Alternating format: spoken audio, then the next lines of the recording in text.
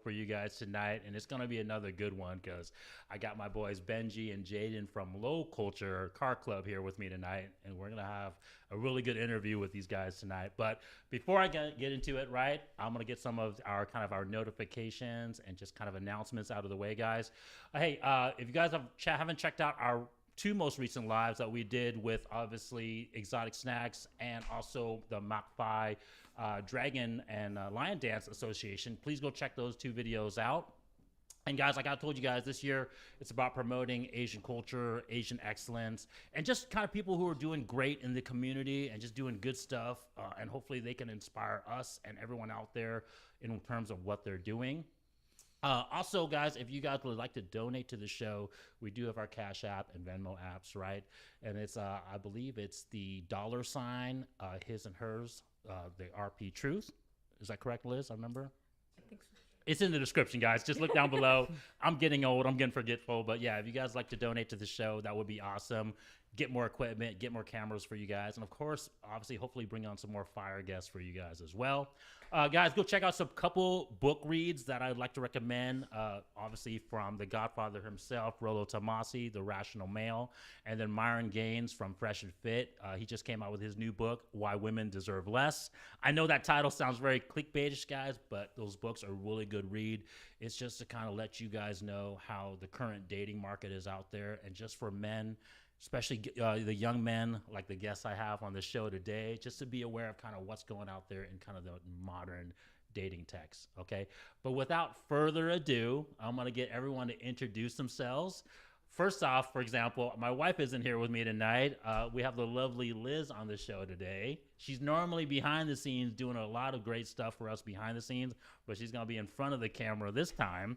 But guys, yeah, if you guys don't mind, I'll start with Liz, and you guys want to introduce yourself, obviously your name, your age, your relationship status, and then just kind of a cool thing maybe that someone doesn't, that people don't know about you out there, okay? Cool. So my name is Liz. I am you said? Yeah. I'm 34, I think. Yes, I'm 34. No, I'm 21. I'm in profession. Yeah, if you want to say your job and then also kind of relationship status. Okay. I'm in the IT industry and the automotive industry, and on a relationship status, I am engaged. Congratulations. Thank you. And something interesting about me, I speak 7 languages, but I'm Asian, so that's kind of the norm or what's expected. Cool. All right. How about yourself? So my name is Benji. I'm 18. I'm gonna be 19 in June. My profession right now, I work with my mother. I clean houses, and I'm pretty good with automotive. We have a shop at the house, so we work there. Right now, my relationship status is it's complicated as for the moment. Situationships. Yeah. Okay. All right. It's going. Let's see. An interesting fact about me is, I'm Benji. You know me. I'm interesting. So there's nothing I could really say, honestly, off the top of my head. I like that. All right. How about yourself? All right, guys. My name is Jaden. I am 17. Let's see here. Well, first off, I work as a barista in Starbucks. It's basically my first job, but I'm willing to do something more bigger than that. Mostly because I have a really expensive hobby. So the one thing I like to do is work on cars and deal with cameras and stuff, because I like to do photography and videography. And what about relationship status? Relationship status. Let's see here. Complicated as well. No, not even. No. I am single. And yeah, Okay. pretty much. But still playing the game, right? You're out there playing the field, I hope. You already know. Okay, all right. I knew that already. Should we drop your Instagram? Get some young ladies out there to follow you. Hopefully hit you up on the Instagram, right? If you guys didn't know already, I mean, we'll get into it later in the show because I want to get about you guys and what you guys are doing out there. So, Okay. but Instagram's like the #1 dating app out there right now. like everyone uses it for dating. So yeah, pretty Yeah. much. So, but hey guys, so like I said, these guys are doing great stuff. They're doing this car club, right? LowCulture Car Club. Is that the name of it? Do you guys call yourself a car club, or do you guys differentiate it as something else? It's a lot of stuff. Yeah, right. Uh-huh. We started off as really small, as just as friends, so we could just hang out, take photos. But then me, Jaden, and Juan, I think we've made it into first as a group, and now it's as a club. And slowly, as we become bigger and bigger, I think we'll become as a known name in the YouTube industry as Eliminate. I think I sort of have a vision like that. That's the best I could say, but we more strive towards what StanceWords does as well. Okay. I have, oh, I'm sorry. I know the owner of StanceWords, so I know the pathway that I could take LowCulture, or that we could take LowCulture. Okay. It's just, from what I'm seeing, it's going to take a lot of time, a lot of effort, and a lot of help from support of the community. Okay. Yeah. Well, why don't we start from the beginning then? Why don't you guys tell a little bit about, each of kind of your background, maybe just like ethnicity and kind of just a little bit, right? Just kind of a little bit of background about you guys, where you guys grew up, right? Mm-hmm. How did you guys even get into the love of cars, right? And wanting to do cars. And then, of course, lastly, how did you guys meet? Okay. And we'll start with Jaden. Go ahead, Jaden. All right, so okay, let's start here. So I was born and raised in White Center, Washington, and which is more like in the West Seattle area ish. And It used to be the hood, you guys. Let's not be honest. I grew up in there too, so I know. But it's totally gentrified now. I totally get it. Yeah, a 100%. lot, Yeah, a lot has Somewhere like changed. Seattle? yeah. It's like Berrien, White Center area. Yeah, South Seattle area. Yeah. But anyway, sorry. No worries. Yeah, so I was born and raised in White Center, and let's just say, for me getting into cars,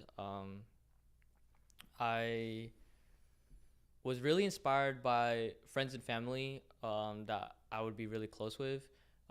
First off is my uncle. He used to be into stance, and now that he's been like a dad for many years, like probably I would say almost the past 10 years, like he started like building his car into like just like a regular dad car, like nothing crazy, nothing too low. But when he was in his young years, he was more into like the stance life, and from like the photos and videos that he used to show me, it got me super inspired that like I want to be like that. So I just had like a dream like that, like how he used to have it in his younger years, and I wanted to be like that too. And Was he like a good role model too? Did he like take you to the shows and that type of stuff as well too? We were close, but we weren't like super close because he lives on the other side of the the U.S. He lives on the east side. Oh, gotcha. And every time when I would see him, he would always take me rides, and he has a 240SX, all Type X, and Nice. yeah. So just everything in general like just inspires me. He would always go to like car meets, like basically every night. But yeah, starting around like quarantine, I got my car gifted. It's just a base model Civic, 4-door. I got my car gifted, and just the more I look at that car, I was just like, you know what? Let's kind of make my dreams a bit come true. It's not what I really wanted, but I gotta do something. And here I am now, in a car group, being one of the leaders, and being with Benji as well, and Juan, which he's not here right now. Just doing something to, make our dreams come true. Yeah. No, I think a lot of kids can like relate to that, right? Mm-hmm. Getting your first car, getting that sense of freedom. You guys got to remember too, these guys are pretty still young. Yeah. So, just getting their car, like the last 2 years you said during COVID pretty much is when you got it. So yeah. No, I mean, I remember when I got my first car, I'm sure a lot of us could remember that was like a first sense of freedom. Yeah. Cool. All right. Well, how about yourself, Benji? So from the beginning, let's see. I was born in Renton, but I grew up in Kent. So it was the Kent life. It was fun when by around the age 7, I think we moved to Burien, but I was still around the Kent life because my sister was the one who introduced me into cars. My dad was a mechanic. He studied to be a mechanic, but my sister was the one who was more into the races. She always took me to Kent races. Was she doing the races herself too? Not to incriminate her or nothing like that. I'm just saying, that's pretty cool. You know, she's a female and she's like doing kind of a more male dominated. I can't give you an answer for that one, Okay, fair but enough. we were watching them. I could tell you that. Yeah. I remember running at that age from the races. That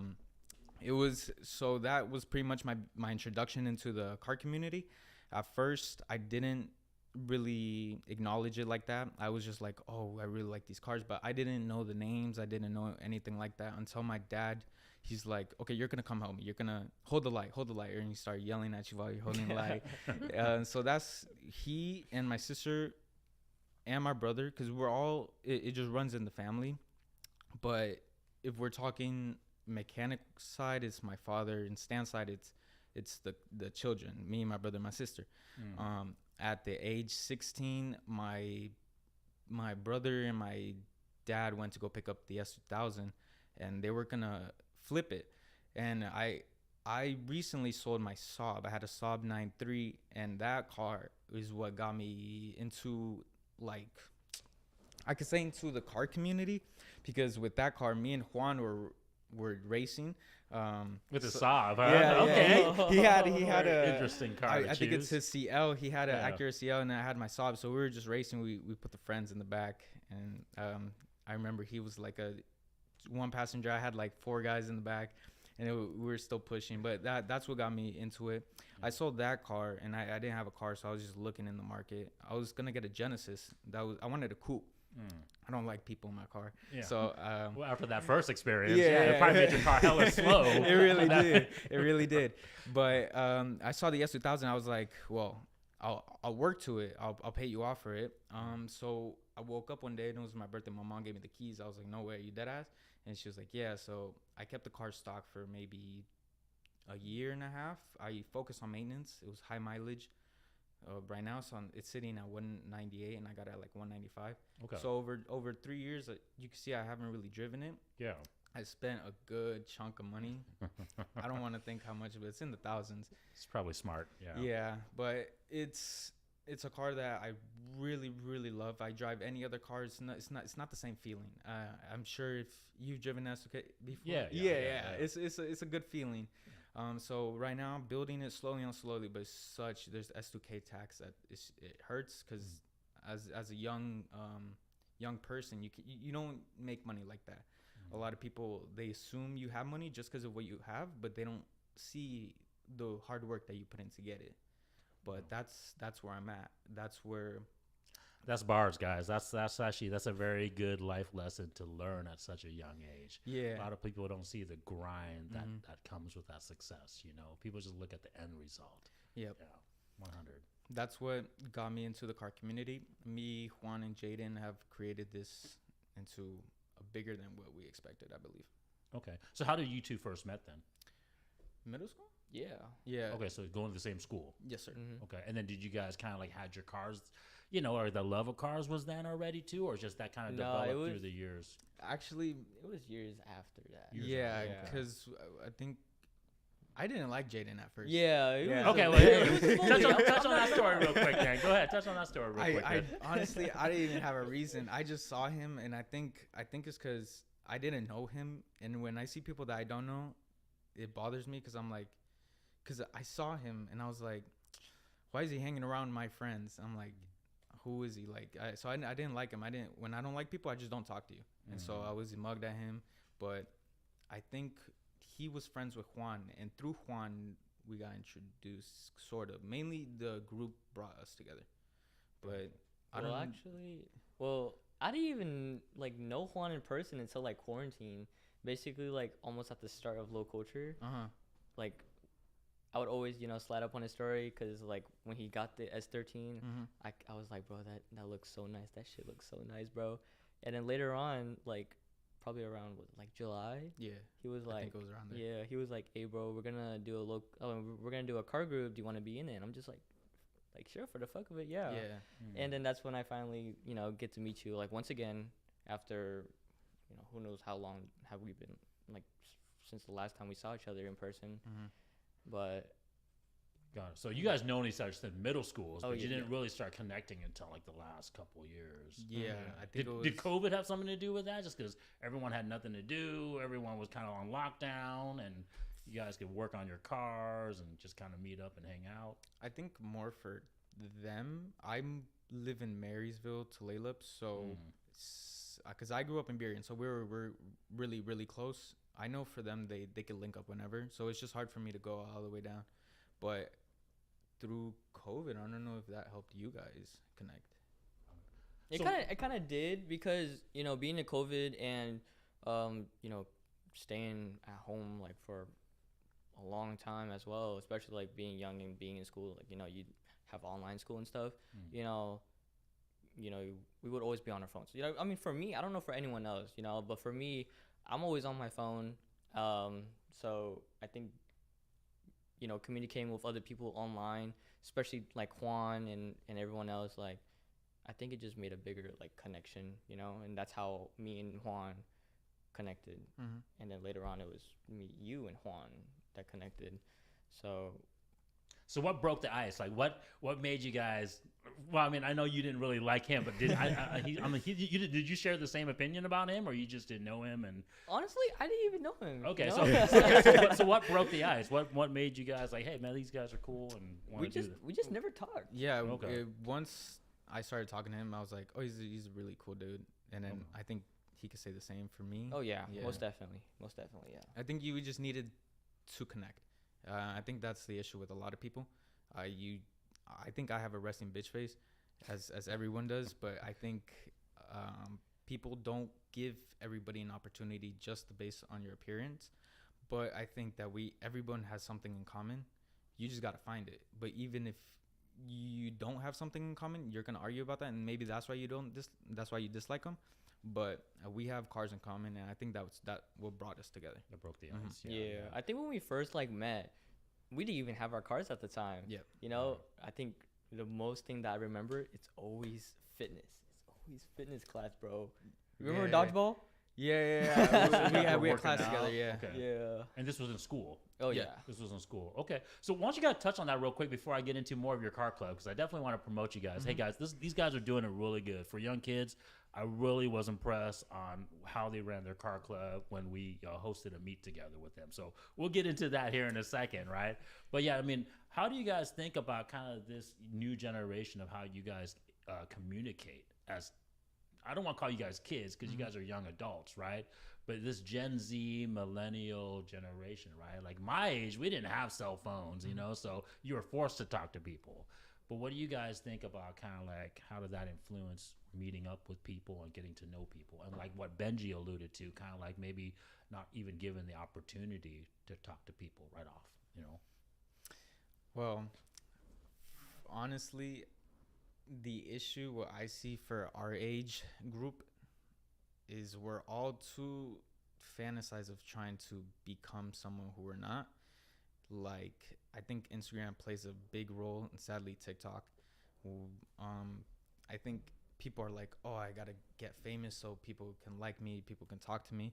And I think that is the reason why people don't go out and talk to people anymore. They're like, I've tried going up to people and being like, just nice to them, and then they're mugging at you. They're like, who's this stranger talking to me? Like, you're not even gonna try to connect with someone. But I think that's a big issue. People have too big of an ego to try to step down to someone else's level. I'm not saying that they're better. Nobody's better than anybody. Everyone's the same. Where's the ego coming from, though, you think? I think the ego either comes from money or social status, or mainly we could go way back and talk about like your class, like mid-class, high class, or low class of how you live. And this is getting like notified on Instagram though, or like social media. You guys are seeing that on the social media, and that's how you know where they fall. Is that? I think Well, I think if we're strictly talking about social media, people just focus on your followers. You, whatever you have, I've seen people with, if we're talking cars, I've seen people with nice cars and they don't have followers. They don't get views. I've seen people with shitty ass cars and they're getting like good views, good followers. But it's a weird thing. But I think if, let's say I have 10,000 followers, people are going to be like, oh, I really want to be his friend just because he has that's not 10,000 followers, but I could be an asshole. But if someone has 200 followers, they could be the sweetest person in the world. But you never know because you don't even try. You don't try to connect. You go for the bigger person because most days people just want what's called clout. So at least that's how I see it. No, that's actually very good insight. That's actually a very good insight. Very. Yeah. What do you think about yourself, Jan? Why? I see it the same way. I don't really know how to explain it honestly, but I see where he's coming from. You know, Yeah. like how he explained it. I see where that's coming from, honestly. But for me, I got nothing else to say. I agree with him the most. But yeah. Okay. You want to add anything, Liz? You can, I want to make sure you get an opportunity to chat. I can kind of talk my mouth off. So. So is it safe to say you guys think technology now is what is making a lot more people, I guess, antisocial? Yes. Mm-hmm. I think there's no way around that. It's just, I think it's made everybody very antisocial and very anxious to meet others. It's making everyone introverted as well. Interesting. Okay. And then I guess the other question is, so you say clout and talking about how like your comment, going back to your comment about how like people with nice cars and like low followers. So here's an example. I have 24,000 followers, but I don't really post stuff about my cars. Would you guys all assume that I only have a lot of followers because I'm a female? I mean, let's be honest. That's probably why, right? Well, what do you post? It depends what you post and how you persuade yourself on your page. Well, I don't have an OF page. Okay. I don't really post stuff about my cars, even though I should, because everyone likes my cars. I play video games. I think that's mainly why, because I've also was in the gaming community. I was slowly growing, but I stopped. But I think that's mainly where you get it. I think the female thing, it does play a part. I'm like, why is this, all I need is a girl to be in my video and I'll get more views. I think that's just how the algorithm is in Instagram. But if we're talking about in your situation, you don't post your car, but you have a lot of followers. I think it mainly comes from the gaming, and mainly since you game and you're a female, a lot of guys are attracted to that, and they want to see that. So I think that's why you have followers. What are your thoughts are? What do you think, Jan? Honestly, do not know like what to say. Okay, gotcha. Well, I think why is because like we never analyze the stats, right? We never analyze and look into it. But unfortunately, guys, the honest truth is, I mean, female attention is something that's very capable on Instagram and social media, and that is the main reason, right? And we kind of get into that with kind of like the dating and relationship topics that we talk about on this show. So I'm going to hold on that a little bit because I think I want to touch into that a little bit, but maybe to segue from that conversation, how are you guys using that? Knowing that people are kind of going through social media avenues to connect with people, how you guys have been using that to promote what you guys are doing with your car club and kind of what you're trying to do. Do you want to go on this one? I would love to. Oh, okay. So we could go half-half. Okay. I mean, first off, there's a lot of people that likes cars, and and people that likes cars, they're always on social media, and would you say this generation is almost trained? That's where they're gonna go find the information, is some type of social media outlet. Your guys' generation, TikTok or Instagram. Yeah, because usually like being on social media, like Facebook, Instagram, TikTok. There's always like suggestions, and sometimes one of our posts from our group page would pop up, and that's how people would find out about us. Yeah, most likely, yeah.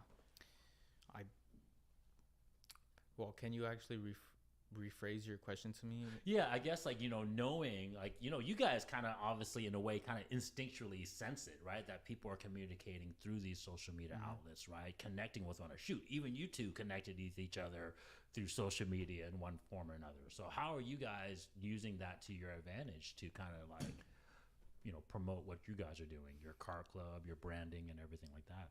I see I see what other car groups and are doing. As I go back to what Stansworth does, I see what Eliminate does. I see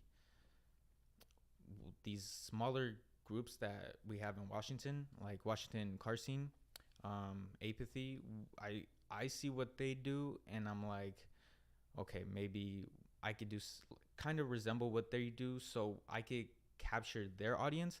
Because when we're talking about our audience for LowCulture, we're more of a park and chill, park cruise. We're more of a calmer group. We don't do takeovers. We don't do burnouts, stuff like that. It's reckless stuff, because that's honestly what's killing the car community right now. It's bringing more law enforcement. We're getting harassed more by police, and then people assume everybody as a takeover person. And I think that's kind of what fucks up with the car community. You could do that shit, but you could just do that in a private parking lot. You don't have to do it in the street, and people die, people get injured. I think that's what hurts. But I think we, as a LowCulture, uses its own platform to bring out the good in people, and we all, I think, whenever we had a meet, and I could say it wasn't big, and mainly because it was the location. We had a little issue with that. But everybody who went was really nice, was really sweet. Everybody was cool. Everybody had a good time. I can't say that nobody was disappointed. We could have had more cars, but everybody was really friendly. Everyone was really cool. And people came up to me. They're like, hey, did you organize this? And I was like, yeah. And they was like, it's really cool. Yeah, I had a really good time. And it made me feel good, because I was like, well, that's good, because the car community right now is dying.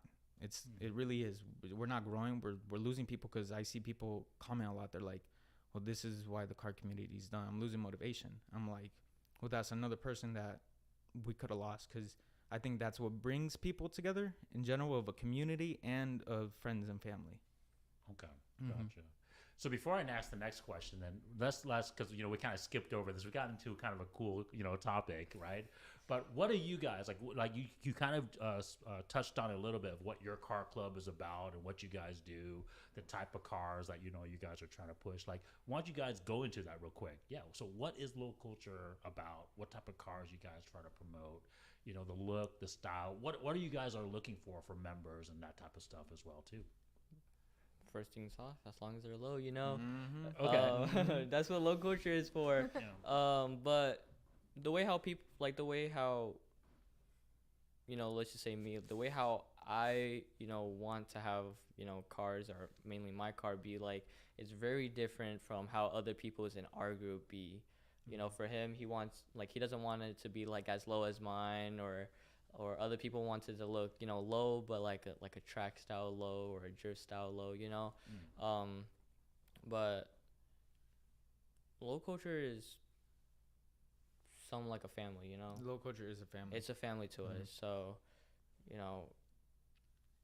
we don't expect them to be like exactly the same as us, because we have different things, like different types of build with our cars. It is low, but it is like different types, unlike other people. Is it the people then, maybe more so than the car? That's tough, because we go back to the point that it's a family. Yeah. I think we mainly say it's a family because we all can hold a conversation, of a deep conversation, and we can all talk shit on each other, like talk shit, and then and connect. Yeah, but we'll all be good at the end of the day. But the good thing is we have the connection between the cars, and now we have the connection of having that relationship with one and another. And we have guys and girls in the group, so people tend to assume, oh, you guys have girls in the group because they're pretty, or they have an ugly car but they're pretty, so why are they in the group? And then, but we kind of look over that fact, and we're like, but it's a nice person. I've seen his car in the beginning. He's seen my car in the beginning. Juan's car in the beginning. People work to their car. It's not like we buy it. We build it. We're not bought, not built. I mean, we're we're Yeah. built, not bought. Yeah, no, But I get it. Yeah. but I think that's the issue. People don't see. They're like, oh, why is that person in the group? But we know what their mindset is. As long as you have that right mindset and you have a decent platform, we know what you can do. Then that's what we're looking for. We're looking for people who can support us, support LowCulture, and people who are also respectful. We don't really like people who tend to takeovers or do that dumb shit, honestly, because it gives us a bad name, a bad reputation. And right now we're just trying to build a good reputation. We're trying to become bigger. We're trying to be a good look on the community, and that's really what I am trying to envision. I say it's a car community or a car group. What do you say? I don't know how to say it because it's kind of like both to me. It's a car community and a car group. Because in our group we connect. And it feels like we're in a community because as like me, you, and like everyone else in the group, like we're really open about like a lot of stuff. And it could be about cars, it could be about personal information and all that stuff. So it's not just about cars. It's it feels like a family. And that's mainly in our group. When we talk about how we see people outside of our group, but they still support us, I look at it as supporters. We have LowCulture support stickers coming soon. Yeah. So that's one thing that I want to slowly get. And if I see that name LowCulture on someone else's ride, I'll be like, nice, they're supporting. It's gonna give us a good feeling. But also it's gonna, if I see that person rock that sticker, I could go up to them and be like, yo, what's up? And I know that they're gonna be a pretty cool individual person because I know they're in the car community, and 90% of people in the car community are awesome people. Honestly, you rarely find a dickhead. You rarely find someone who's an asshole, but there's that 10%. Yeah. Everyone else is phenomenal. They're super nice, down to earth people, and that's what I like about it. Okay. Well, hey guys, these guys really impressed me, like I told you guys. Hopefully you guys take this as a compliment. This is a huge compliment because, these guys are like half my age. But the way you guys, collaborated with us on the Thanksgiving food drive, which was for a great cause. But, the way you guys were on point of letting me know, like, how many people were showing up, right? Who your leaders were. You guys came to my shop and obviously introduced yourself. Very respectful, like Benji was saying, right? And the way how organized you guys were when you guys went to our event, parked your cars the right way, interacted with people, showed love to everyone, donated and brought everyone to the show too, and that helped donate to a good cause too. I was super impressed because, guys, like I said, these guys are super young guys, but they're doing the right things, and normally, the people that I see that are doing the right things are, more my age. So I think you guys are a great inspiration to people out there. Not even just young people like yourself, but I think some older people as well too. They could take some of what you're doing and kind of do it the same way for sure. Yeah. Thanks so so give much, yourself Juan. a pat on the Really back. appreciate it. For sure. Okay, so how do you guys see? Because you guys said the car club is kind of dying, so let's kind of stick on this car club talk, right? So how are you guys doing to kind of fight back against that, right? We know about the hoonigan stuff, right? We had that unfortunately at our last event. It kind of happened. It happens, right? There's always a few bad apples that ruins it. But how do you guys? What's your guys' plans to kind of continue promoting what you guys are doing and then hopefully helping the car community grow by not doing that stuff? You go. So to sum it up, how do you see us helping the car community? Yeah, where do you guys see yourself in the next few months, next few years? Like, how are you guys going to continue promoting what you guys are doing, which is like I said, really well organized, really respectful, hosting really good shows, obviously good people, right, that have the same mindset, trying to get to good builds, right, built, not bought, but at the same time trying to, push the perception of the car community being that hoonigan type of stuff, right? Yeah. I think for starters, honestly, it's just accepting everybody. We all we everybody in the car community can agree that we have a personal preference between JDM, EDM, KDM, your American, you anything. We all have a preference. Mine's JDM, but that doesn't mean I don't like Corvettes. That doesn't mean I don't like BMWs. That I personally, I like all these individual other cars. I don't say, oh, Japanese cars are the best, although kind of are. But I really like when Darren's a member in our group. He has a Volkswagen, and we make fun of because it's an egg. And it's a Golf R, but it's sick as hell. And honestly, whenever I see it, it makes me feel nice because it's not something you see all the time. It's different, and that's what I like. And I don't like seeing just straight Japanese cars. I like a diversity in the car community. Agree. I think we can slowly like bring back the car community by just hosting more meets. It's hosting more meets, hoping people come out. This summer we're gonna have a lot of meets with gonna have a couple collabs. So keep in touch. We're trying to focus on good locations, but also with good parking. We're also trying to stay away from bad locations with police and just trying to have a good time. But right now we're having the issue of weather. But now that we're going to get into good weather, we'll have no issues. We're going to be hosting meets. We're all going to be doing some sort of thing. But our main goal right now is just to gather more people in the community. Right now we're expanding. I know we have a member all the way in Mount Vernon, myself in Marysville. And we have one in Olympia, unless we have someone further. I think that's as far. I think Olympia is that. Yeah, and throughout that whole span, we have members that stay in different locations. But even then, we still find a way to link up. And I think that even if we live far away and we're also coming out to these car meets and supporting, that we could slowly grow as LowCulture and a car community, and we'll have more people come out and show love. I think like that we'll bring back the car community and erase that bad look that bad recognition that the car community has started to gain with all the reckless driving, the injuries, the deaths, and stuff like that. Do you have a say? Nah, not really.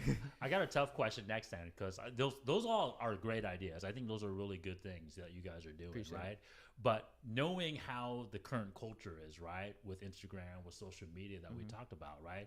And it's about getting eyeballs. It's about getting status and clout like you guys have. And unfortunately, I hate to say it, but sometimes that negative stuff, right?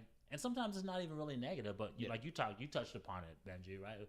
Beautiful women, flashy, those type of things is what get views. That's what get eyeballs, right? Yeah. So how do you guys kind of do that, but at the same time try to kind of be, mindful of being respectful and keeping it chill and keeping it calm, so that way it doesn't escalate to that point, right? Because there's that fine line of wanting to promote the community, promoting the car scene, getting people to attend the show, because that's kind of what gets them drawn in, right? I think I'm not necessarily saying that. Let me see. So I can't say that if we could use women to attract more people into our car community, but I don't know. That's a hard question. You did give me a hard question. I don't know. I'll just throw this to Jaden. Something to think about, yeah. Can you rephrase it one Yeah, more so time? it's we live in this day and age where you guys are doing great things. Everyone that does great things, but they don't get the notoriety or the respect because people want to see flashy things, right? We all know this day and age it's about short TikTok videos, right? Short clips on YouTube, right?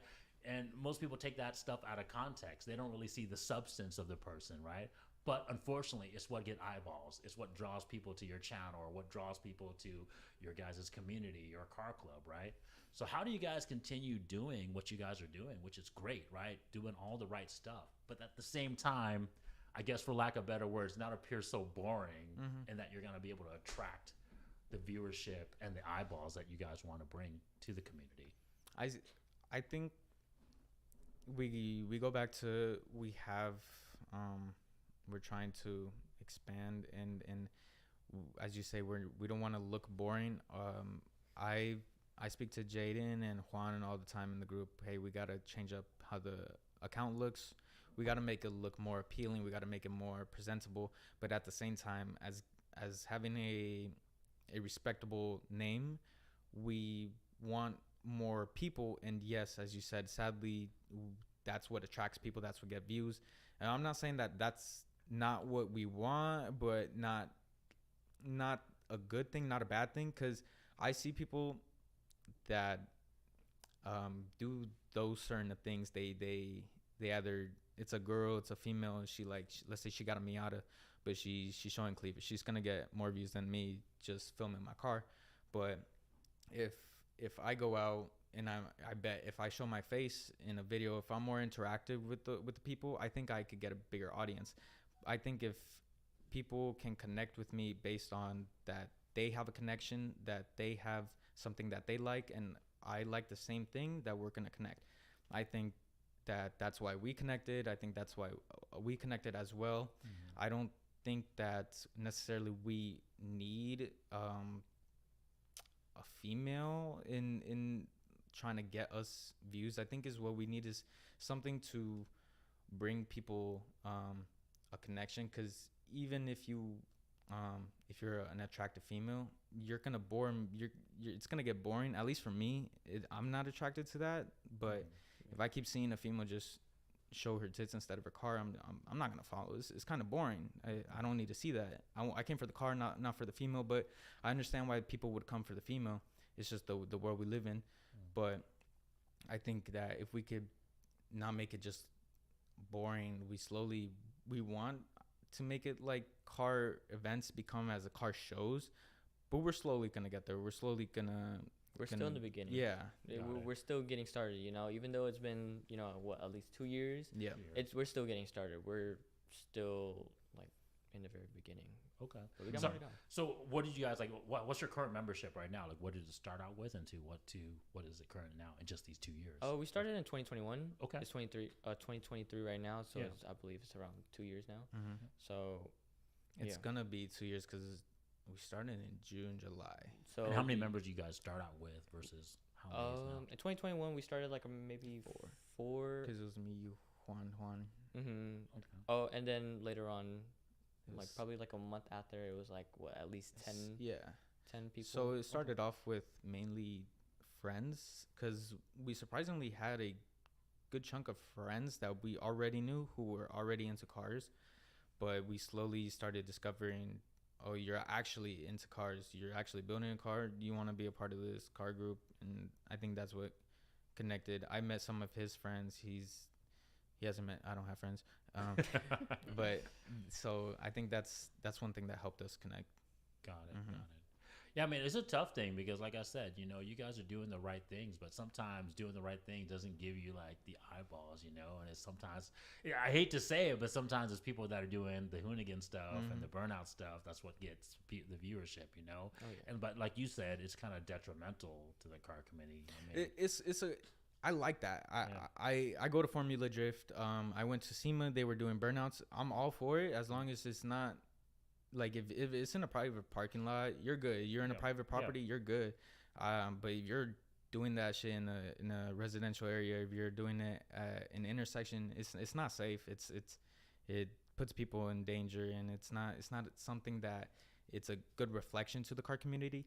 You're good doing that on private property. I'm all for it. I love the smell of burnt tire. I love the smell of leaking oil or something. It's always good, but just try to keep the good look on us. Yeah, and I think thank you for clarifying, because that's definitely what I meant as well too. Mm-hmm. Is like, as long as you're doing it in the context of where you can do it, right? Mm-hmm. Go race on the track, right? Yeah. Although we've all raced on the streets before. I'm not gonna sit here and try to say I've never done it either, but yeah, I totally get that, right? Mm-hmm. Like, do it in a controlled, regulated environment.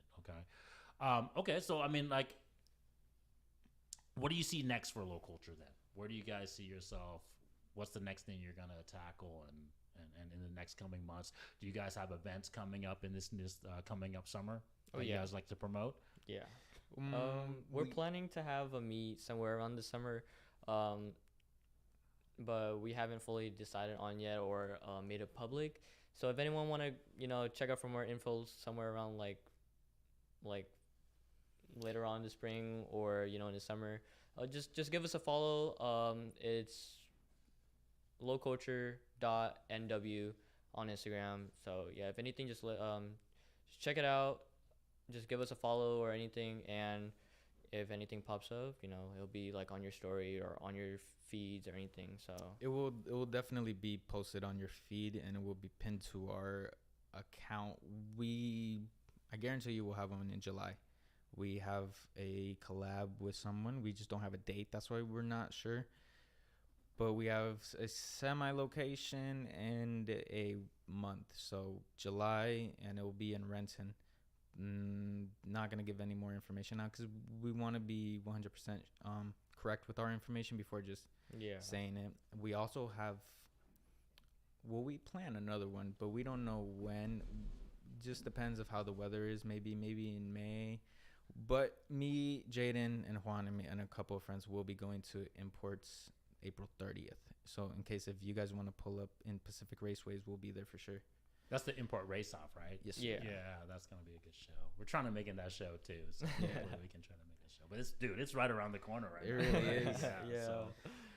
Okay, Liz, you got anything you want to add before I get into the next one? I mean, I'm just impressed by you guys being so young and doing all this for the car community. And I feel like we're too old to join any of these car clubs. Our cars are, what's the term they use now? Our cars are basic traffic. Yeah. Hey, I'm living through the young kids right now, but it's a good note. I think what they touched upon earlier is the key, right? And it's kind of hard sometimes to put that best foot forward for the car community, right? Because we're all involved in the car community, right? Whether as business owners, who are getting into a race team, you guys doing what you guys are doing, right? We're all part of this community, and that where the connection is, like you guys were saying earlier, is the passion for cars.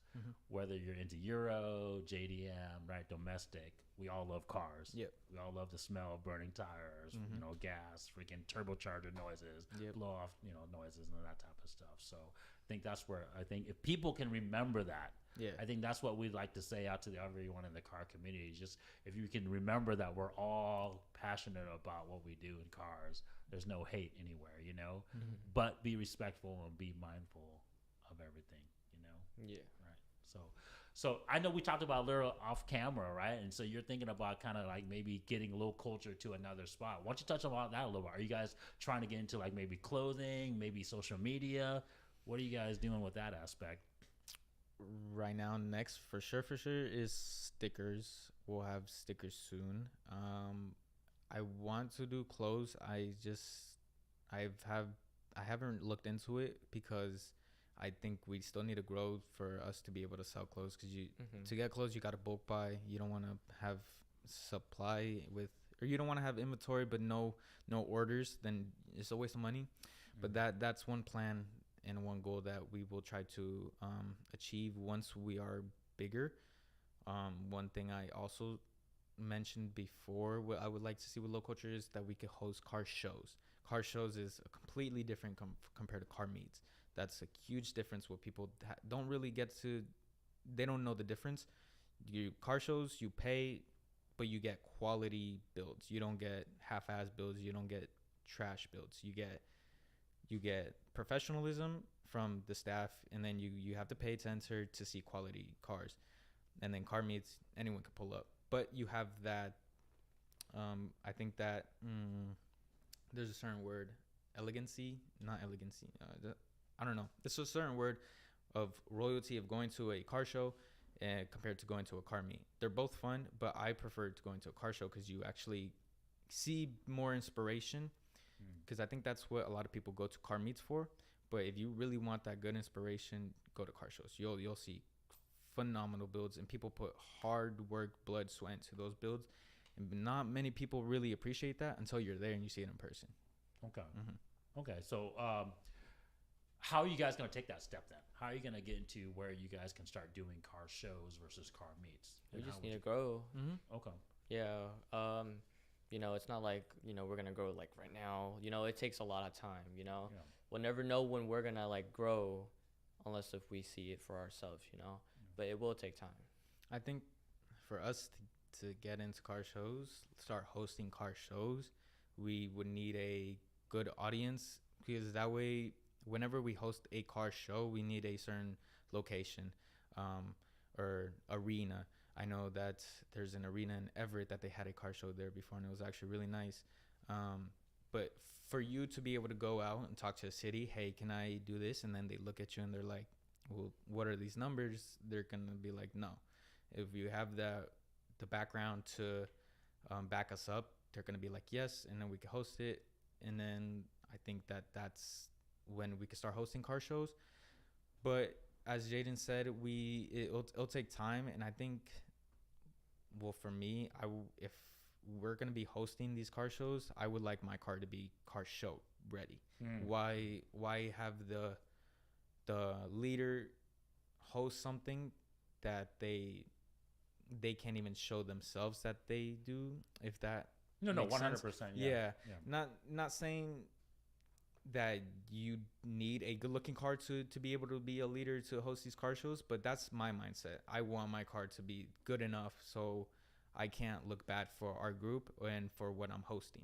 Okay. That's my mindset. So that was my next question. So you guys plan to kind of do this organically then, right? Where you guys kind of get your guys' build, your car club, your car group, those cars in those groups to that level of show quality, right? And then be able to host, to be able to kind of like organize that car show. Absolutely. Okay. Everybody in the group, from what I see, is actually working on their cars. They're actually either working to gain that money to buy parts, because it's expensive.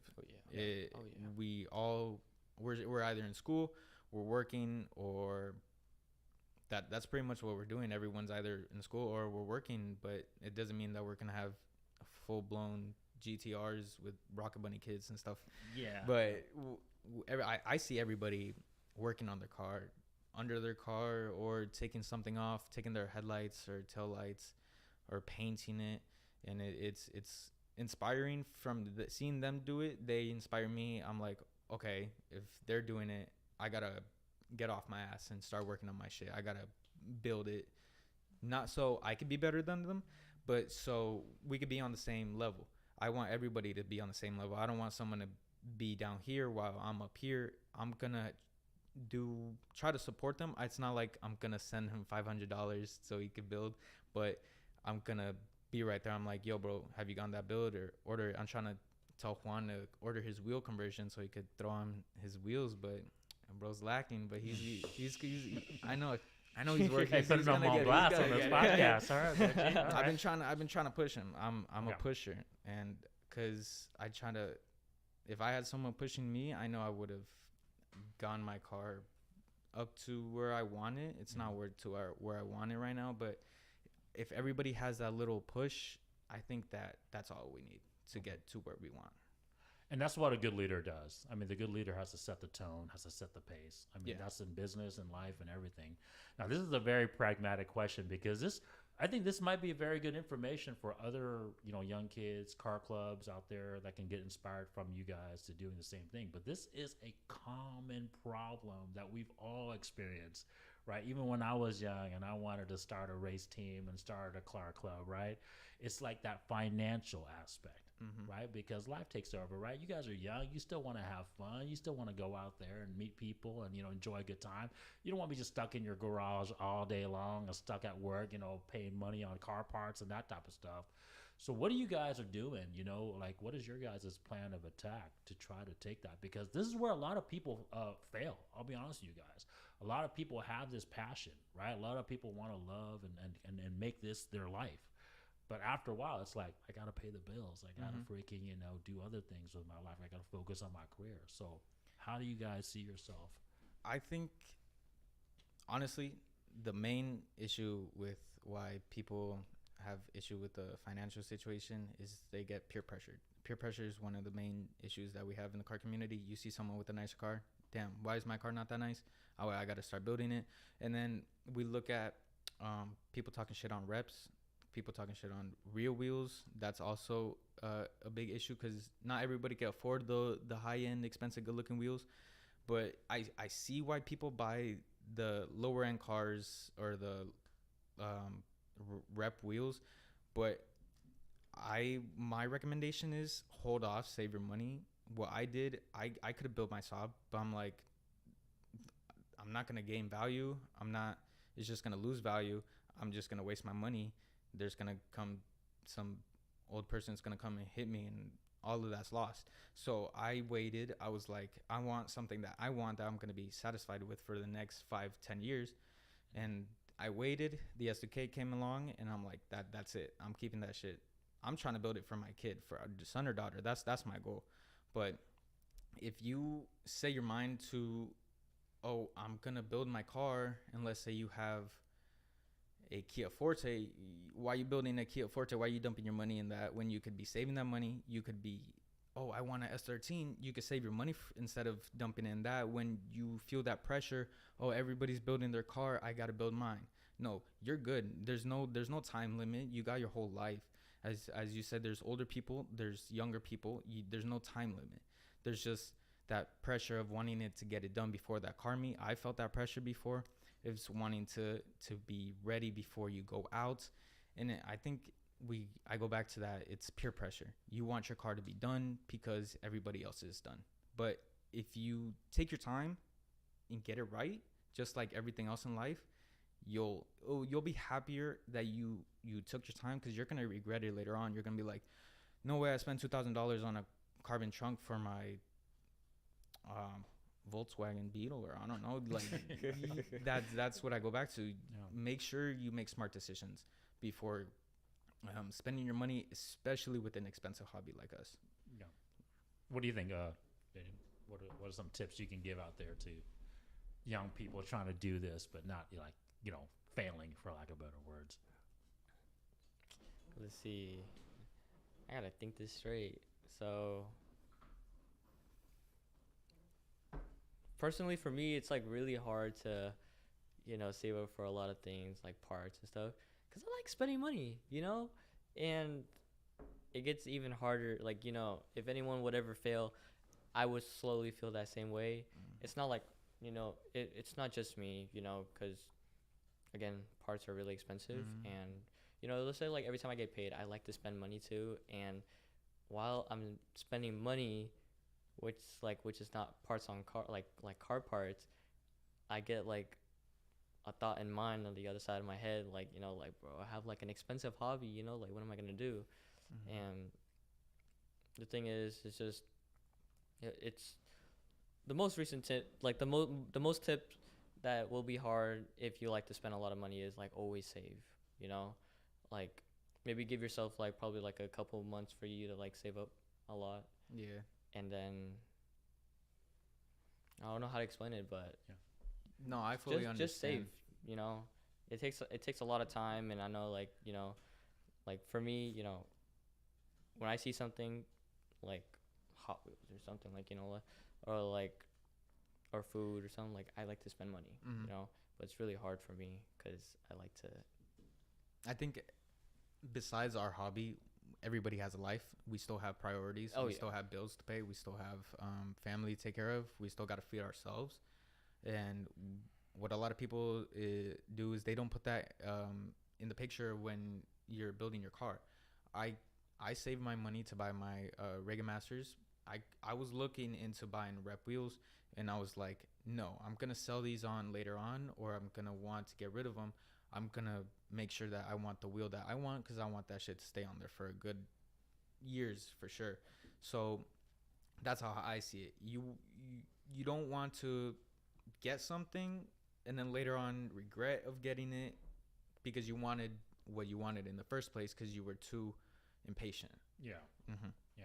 Would you guys say like having like a community around you, right? Like obviously your family, your brothers, sisters around you, being part of a car club, did that help you guys to stay focused, stay grounded, keep the goal in mind?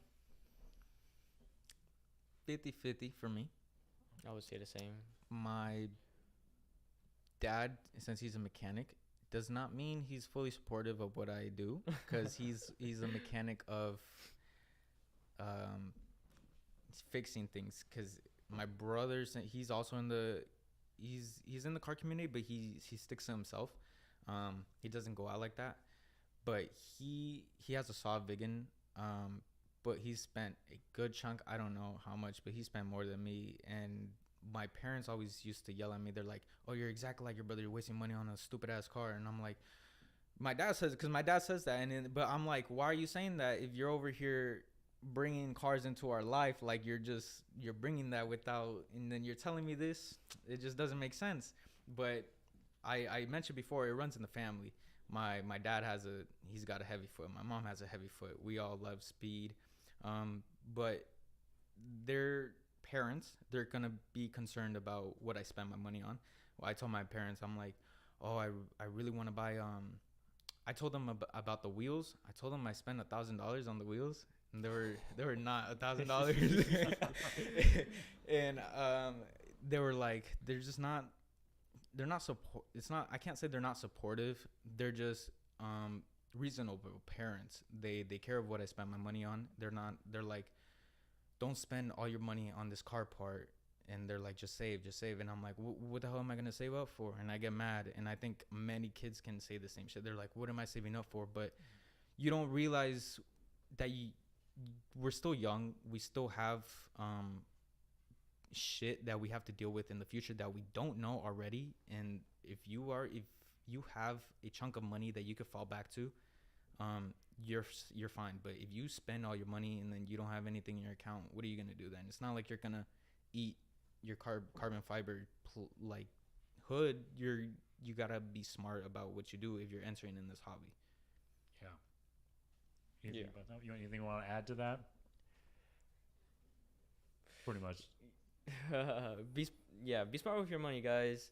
If you guys want to enter into this really expensive hobby, take your time. Take your time. Of course, take your time.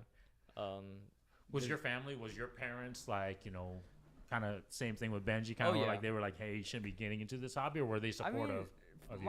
My dad, he'd be like, man, this is like fucking dumb and shit. Like it's like, for me, I don't really listen to him, because in like from my mindset, it's like, it's not like, I don't care what they think, it's basically saying, F your opinions, because whatever that I like, whatever that I like, I don't want to, doesn't mean that I listen to, people's opinions, like their negative opinions. Because, for my dad, he kind of doesn't, have a good, the same opinion as I do, but it's not going to stop me for, what I like to do, like being in a car group and stuff, but for, my mom and my stepdad, they understand, what I like to do in life. And for me, having a car group, they know that I'm in a car group, and it's just, for me being, a young age, 17, they just tell me, just the number one thing that's really important is just be safe. Don't do anything dumb, like takeovers or something, because they really hate that too, just they have the same thoughts as what me and Benji and any others that think the same way as we do about takeovers, and that's just. Yeah, but for young guys, I mean, you guys have a pretty adult-oriented mindset, right? Okay, so I got some tough questions now, if you guys are ready for it, because we talked about this. We talked about this a little bit before we started, right? Because we wanted to, our channel, you guys know out there, it's about relationships, but it's also about Asian cultures and things in our Asian culture. So, Jaden, you guys don't have to answer if you guys don't feel comfortable. Just tell me to my face. We're all friends here, and you guys can say whatever you want to say, right? So, Jaden, you mentioned that your mom and dad are no longer together. You're separated. You got a stepdad. Yeah. Okay, so how long was that? I would say, I don't even know, honestly. All I know is when I was really young. I would say. Okay, when so I was it a is baby. a while now. Yeah, it's been a while. So has your actual father, your biological father, has he been a part of your life? Oh yeah, of course. It's just throughout my whole life, I'm always with my mom. I live with my mom, and then it's it would always be every other Friday when I would always hang out with my dad, but though since I drive now, there's times where me and my dad, we would plan to hang out stuff just so we could spend time, since we don't live with each other. But yeah. Was he supportive in a lot of the things you did, or would you say that he was more? And what ethnicity is your father? Oh, he's Laos. He's Laos. Yes. And so your mom's Cambodian and your father's Laos. So did your father, was he very supportive kind of all the stuff that you were getting into, or was he more of the traditional Asian father? I would say a that's half kinda- and half, you know. Okay. I would say more of the traditional. He wanted me to get in college, and you know, I had that mindset. But the more years of me thinking about it, it's me asking, you know, do you want to do it for yourself or do you want to do it for them?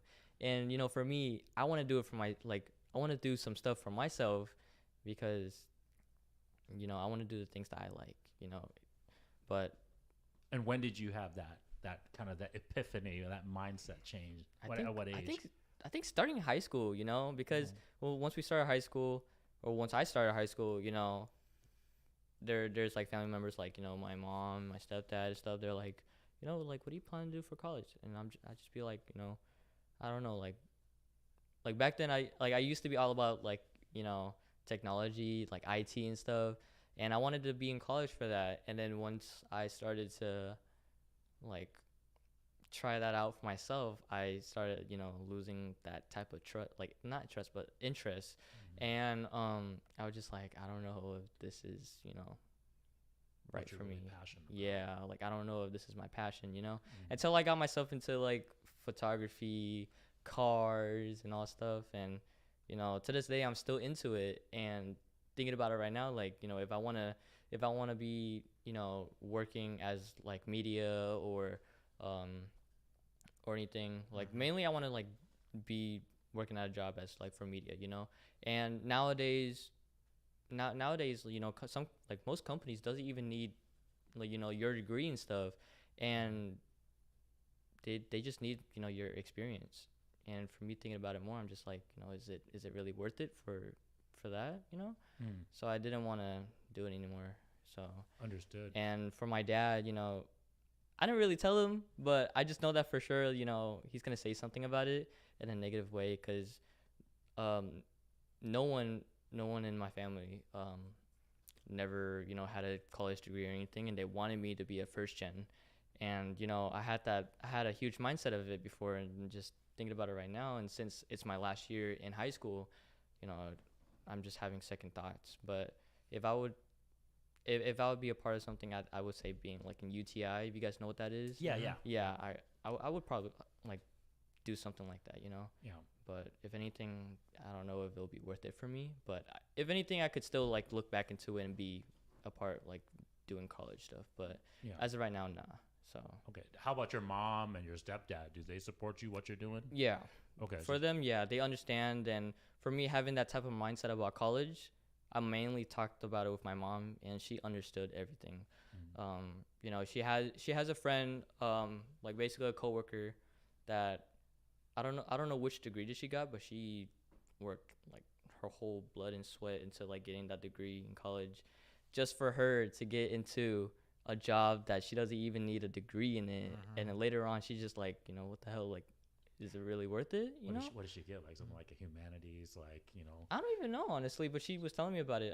I forgot what she told me, like what was it for? Gender studies degree, like psychology degree. We joke about it all the time because they're like useless degrees, you know. So, Arts degree. Yeah. Yeah. Some type of arts degree, right? Yep. Yeah. So I'm gonna keep touching on this, and I'll get to you. Okay, I'll get to you too, because I think this happens across all ethnicities. I don't think it's just strictly an Asian thing, but it's definitely from like a traditional ethnicity standpoint, right? And I think a lot of our viewers that might not come from our backgrounds might not understand it. So I think it's good information for people out there, right?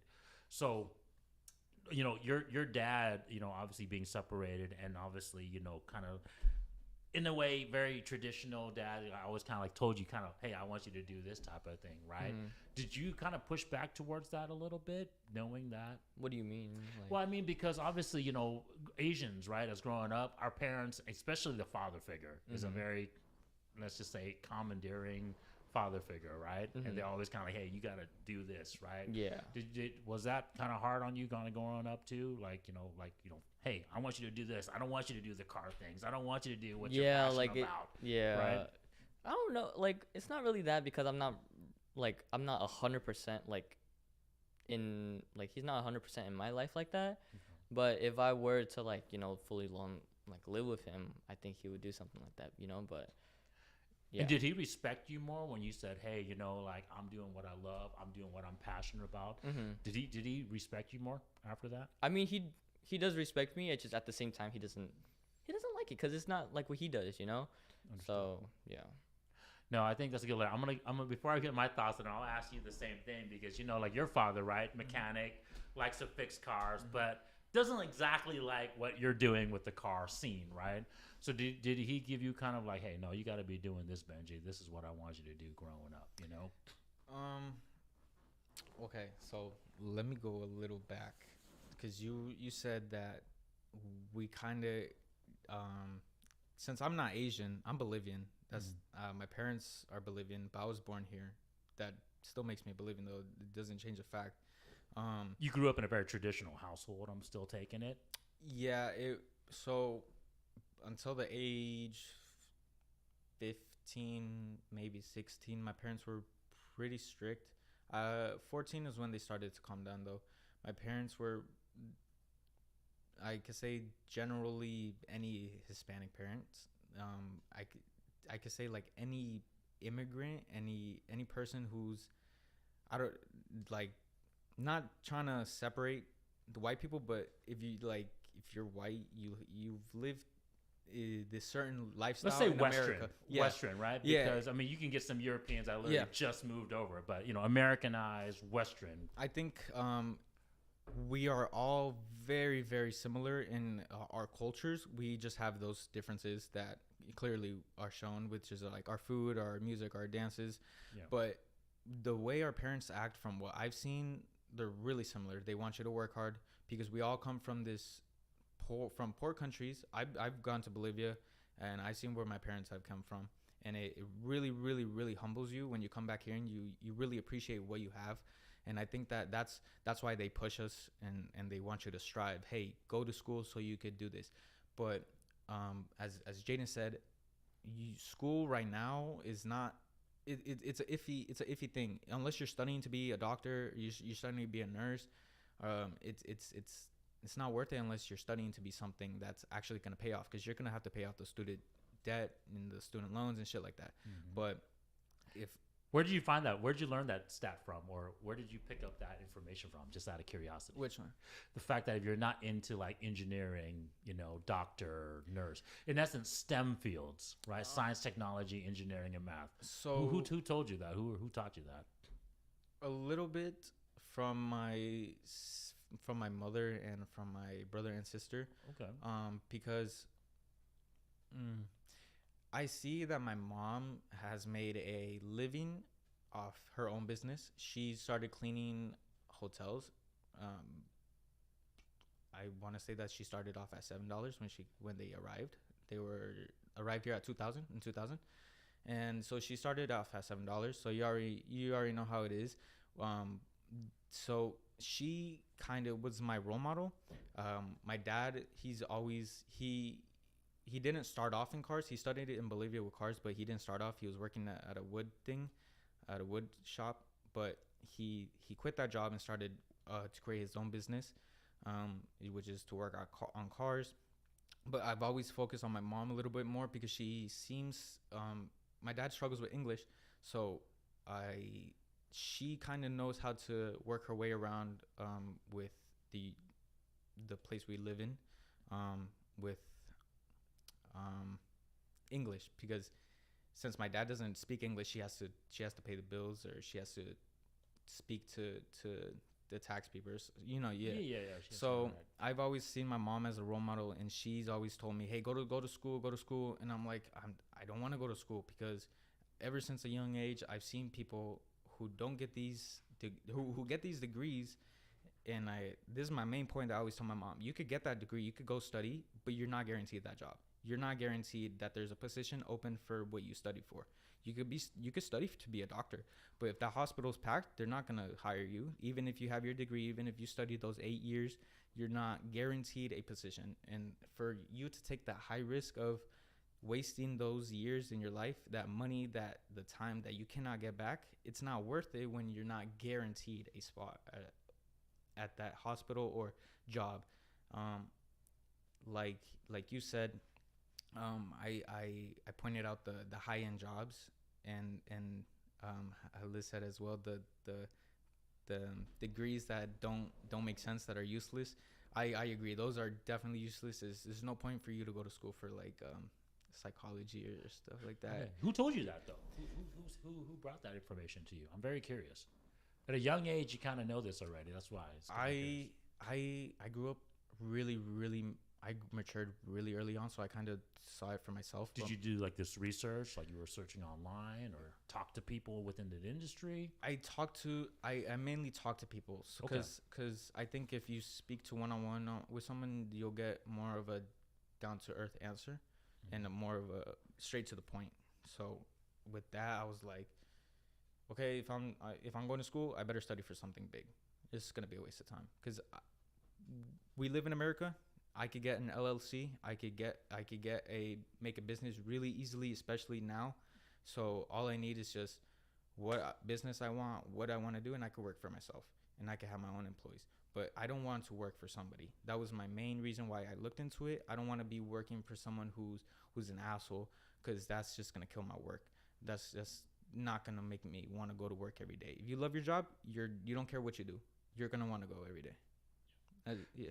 Yeah, no, there's some really good lesson to our viewers, and especially our men viewers, guys. You guys know I'm always talking to the guys out there, and especially our Asian brothers, right? Because the thing about, like, a lot of people shame blue collar work, right? Like your mom, what your dad does, what we do, right? Fix cars. I was a technician for how many years, right? 16 years. I just wear a suit now, guys. I just play the part now. But no, a lot of blue collar workers make a buttload of money out there, you know, and entrepreneurs like myself, I own my own business, right? A lot of them make a lot of money, but, you know, people want these high glamorous jobs, right? And what they don't know is what Benji was alluding to. It's like, unless you get into the STEM fields, guys, you know, you get some useless degree, you're in a huge college debt, you have a lot of college debt, right? And then when you get out, you don't even get to use those degrees. Right? And now you're pretty much stuck in a system. You're pretty much paying for all these loans, paying for all these debts. You're not making that much money anymore. And so you're pretty much stuck forever paying these freaking loans off, you know? I want to touch on something, what your guys' thoughts about it too. It's because, you know, and this is a good maybe stat for you that you maybe didn't know, but the fact that you're not choosing to go to school might reinforce why you don't. But, you know, men are like 20% of college attendees now, or 30% of college attendees is men now. It's overwhelmingly 60 to 70% of college attendees is women. Right. And the reason for that, guys, I hate to say it, you know, and Liz, if you want to talk about that, you're the female on this panel right now, but, you know, they're getting useless degrees. They're accumulating all the college debt. Women hold like freaking 80% of our debt, you know, more than 60, 70% of our debt. Right. And a lot of it is college student loan debt. Right. They're 80% of our consumer base. You kind of touched about it, how your mom is like, you know, the one that handles the finances and you know, and all the bills in the household, right? And so, yeah, it's speaking to an overall world problem. It's like men are kind of walking away from the college scene, right? And doing what you're doing, which is super smart, right? Getting into your own business, stuff like that, right? So what are your guys' thoughts on that? And Liz, why don't you touch on that, being the only female on the panel here? That's kind of interesting, because, I mean, maybe it's because when I went to school, it was kind of different. I went into degrees that were very male dominant. Like I went into comp sci. There were only 3 females in my whole program. So you're the exception to the rule, though. You went into a degree that was actually going to lead to like a successful career, though. And then when I went into accounting, there was, I think, only like 5 or 6 females back then. But granted, I graduated like 12 years ago. So, we won't go there. Okay. Yeah. So that statistic is kind of interesting to me, because, like I said, when I went to school, all the degrees I went into, there were mainly men. And even then, being in that industry now, they're all still primarily men. Correct. Yeah. So it's odd hearing that it's primarily women in school now. Well, no. So let me clarify. There's primarily women in school, but they're still not going to the fields that she's going to. Mm-hmm. So even 12 years ago, this is actually some good insight. So even 12 years ago, it was a very lack of female participation in those fields, and it still is. You know, even with affirmative action, even with like, it's just the truth, guys. You know, like we touch on a lot of uncomfortable topics on this channel and this podcast. Like even with affirmative action, even if like, say you're a minority of color and you're a female and you apply for these jobs, they're gonna give you that job. Right? If you're a construction worker and you're female and you want to get into the construction industry, they're going to give you that chance, whether you're qualified or not, right? So the point is that women are still not choosing to go into those fields, right? Which is, I think, really interesting given that how everything is changing now, especially with like modern women wanting to be boss babes, entrepreneurs and all that. And yet they're still going into these it's more human interaction, right? It's teachers, it's nursing, it's it's where you're interacting with people more, and that's just kind of a biological kind of like trait. Women like to interact with people. I mean, that's what they're good at, right? Your mom is very social. She knows how to interact with people and talk to people, right? That's why. What are your guys' thoughts? Now that I've told you that stats, does that make you guys feel better about your decision, or how does that change your guys' overall decision? For me, it doesn't affect it because I'm one of those people that if it doesn't affect me physically, I don't really care. If I see so my sister is also one of my main role models, and she's a barista, and she's gone straight A's. She could have gone to school, but due to papers she couldn't. She had those straight A's, and she's really smart, but she chose to work as a barista because she makes more money than from what she would have made going to school. And I think that especially with today's age of with what there is out on the internet and how easy it is to gain money off the internet, especially with OnlyFans, I think a lot of women tend to go that route.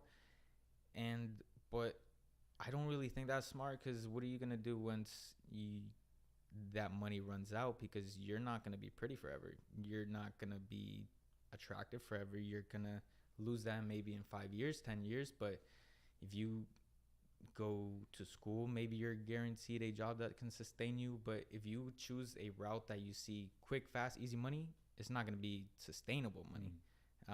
If you choose a slow route, I think it's gonna be beneficial in the future for you. But for men deciding not to go to school, I understand that, because I think that they're like, I could go and use the example of my dad. He didn't want to go to school because he felt that he was better than that. My brother as well. He got really good grades. He wanted to be a brain surgeon, but he said he didn't want to fuck up his hands or something like that. But I think men feel like they're too good to do that job, and so they don't tend to even try to go to school anymore, because they see other people striving better. And I think we get influenced by that, and we want to be that, and we're like, oh, I don't want to be washing dishes and shit or something like that. Gotcha. How old is your sister, by the way? She's 20. What am I? 18. She's 26. Okay, so is she the oldest in the family? Yeah, we go by 4 years. Okay, so 20. I'm 26, 22, and then okay. You're spouting a lot of red pill content, Benji. I mean, that's a lot of RP stuff right there. Where, like I said, I'm very curious on where you got this information. Did your dad teach you this? Your brother, your mom, your sister? I'm very curious on where you kind of got this all mindset. by myself. What's that? All by myself. But I will say my mother has been a big influence in touching my feminine side, and my sister, because they raised me. My mom went to work and my dad went to work. So my sister was my mom for like the first 8 years of my life. So she pretty much was my caretaker, and my mom pretty much came into my life a little bit like after I was 10, mainly because they were focused into working hard, and so my sister had no choice but to take care of me and my brother. But I'm super close with my sister. I I have taken the opportunity, since she's a female, I will accept all the feminism that she throws at me, but I would throw my masculinity back at her. So I understand her mindset, and with that mindset, I understand how a girl thinks. So I totally know like why a girl might be mad at me, but I'm not gonna expose that, because then I lose all my perks, so that they don't know that I know. That my sister pretty much has given me her feminine side, so I totally understand why a female does it, or why girls do what girls do. And she totally understands why guys do what guys do. She understands why guys go out their way to spend money on a female or something like that. But her and my mom have thrown all their feminine at me, and I've kind of like absorbed that, and I tend to understand both sides. I don't like to choose a side, but I understand both sides, but I tend to lean more to masculinity, because my sister tells me, and she's like, dude, this is so stupid why girls do this. And I'm like, now you understand why guys say this about girls. But that's where I understand my point of view. When you say your mom and your sister threw like these feminine ideas, are you talking about like feminism, like feminist ideas, like where women and men can be equal, kind of like women's body counts don't matter? That type of ideally? More of respect women. My mom was more of respect women. She's always like, everyone's the same, everyone's equal, no one's different. My sister was more how can I say, she's a model, and her photos are a bit explicit, so since she's in that industry, she tells me what happens in that industry and why girls do certain things. And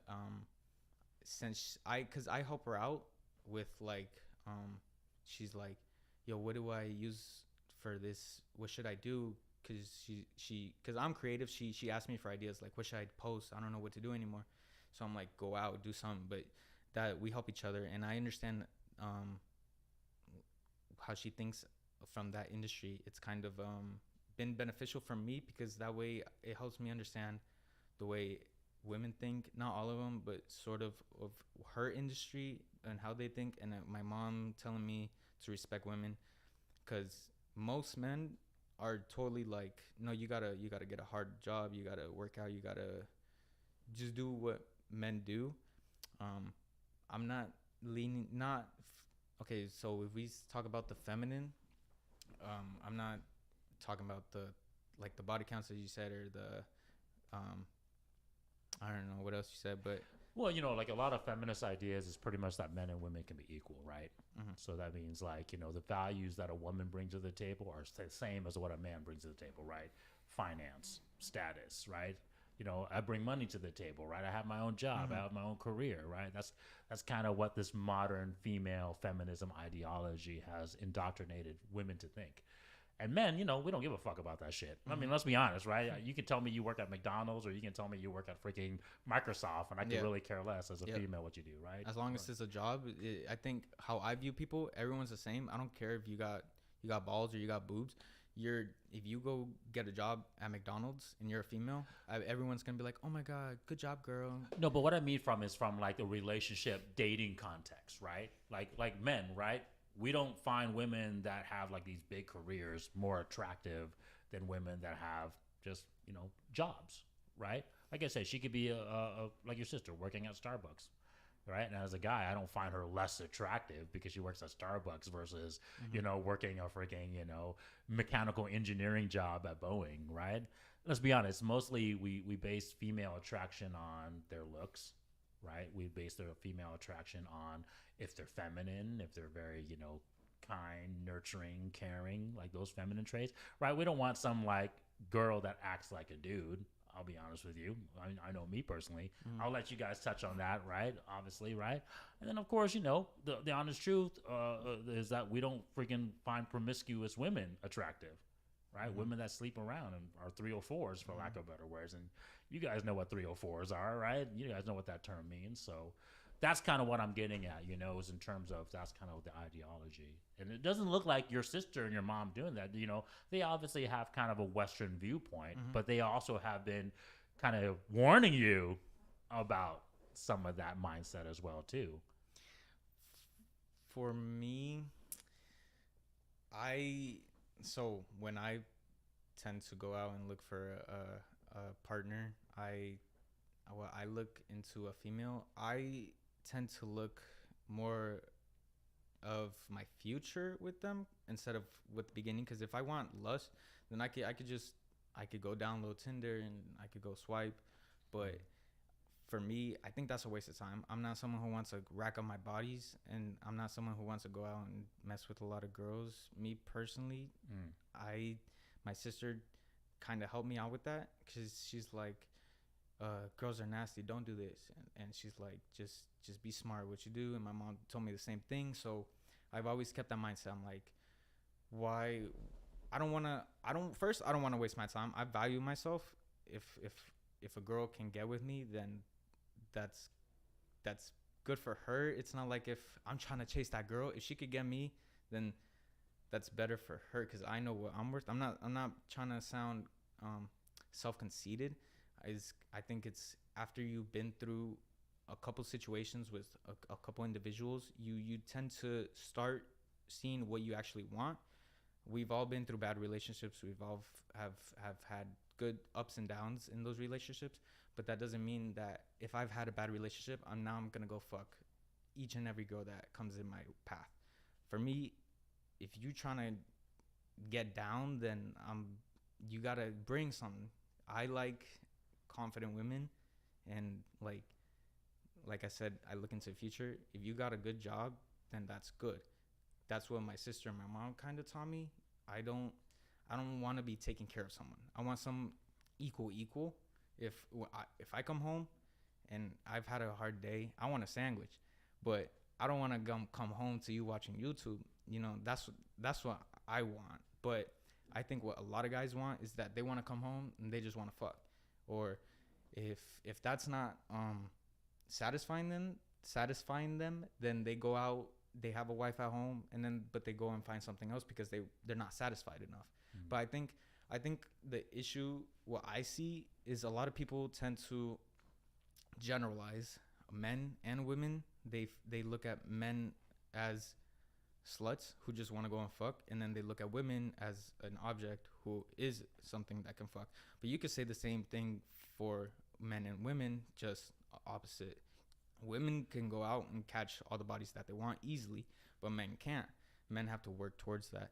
But women can just go out, they could post something and they'll immediately get attention. But a guy doesn't. He has to work hard for that. So I go back to what does she bring to the table? If she's just bringing pussy, I could get that wherever. I want something that can benefit me, and I want to give her something that can benefit her. That's how I look at it. Okay. You touched on a lot of things, and I don't want to because I want to give Jaden a freaking chance to talk about it too. So what's your thoughts on this whole subject that we've been talking about, Jaden? What do you want to add to this? And have you seen it yourself, just being out there, you know, as a young single guy too? Like, shit. Or did you know some of these things? Maybe some of these stats that, you know, I'm tossing out right now, some are like, you know, the terms of how the females are, you know, in terms of the career market and that type of stuff. Did you know some of these things before coming on to this podcast? A tiny bit. Just a tiny bit of it, yeah. Yeah. But. So what is your thoughts on it, and how do you navigate that then, knowing some of this information out there?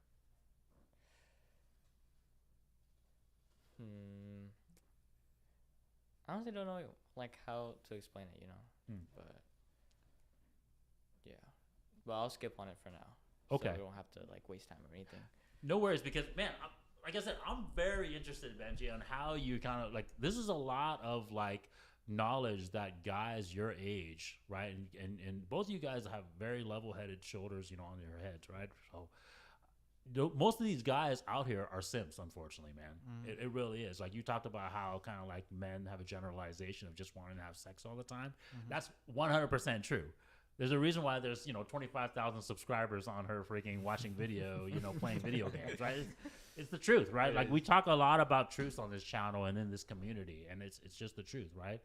So like I said, I'm very curious on where you got this information in, and I think it could help a lot of young guys out there, because the sooner you know this information, the better. And it's not to hate women. It's not to say like, hey, women are not good people, or these things that they want are bad things, right? But it's to help men out there navigate it correctly and not ruin their lives too. I think to sum it up easily, is to just value yourself. Men and women need to start. Well, where did valuing you get themselves. that value? How did you know your value was higher? Because the truth is, there's a generalization, but the truth is most men undervalue their value and most women overvalue their value. Because like you were saying, right, a woman can post something on social media and she would get thousands and thousands of likes. Imagine us as guys, right? If we just go out there, we just walk down the street and you're just getting, bombardment with female attention. After a while, you're going to be like, oh man, I'm the shit. Yeah. Right? So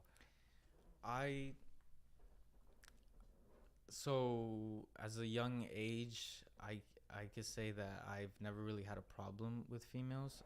I know how to talk to a female. I know how to get with them. Like, So when a woman tells you she's hungry but won't tell you what she wants to eat, you know what to do.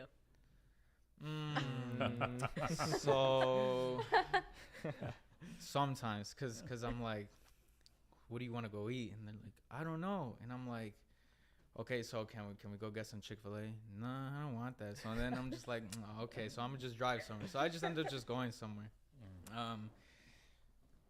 So going back to that, I value myself. I think that after you've been through enough relationships, it doesn't need to be a high number. You go through relationships. How many have you been to, if you don't mind? Less than 10 for sure. I think I've been through 6. Around 6. And were they all kind of long term, over a year, very short term, or how was it? 2 have been long term. The rest were pretty short. My first long relationship was a year and 6 months, and then my recent one was 2 years and a few months. I think it was 2 years for sure though. What are we in? 4? Yeah, 2 years and 2 months, I think. 2 years and 2 months. Yeah. So your current one is your longest one? Yes, sir. Okay, so 2 years and 4 months approximately is the longest one. So once again, I mean, like, what did you learn from, your previous relationships that said, no, my value is high. This is what I want. So how I see, don't get in a relationship if it's going to be short. If you get in a relationship, because it's a relationship, you want it to be long.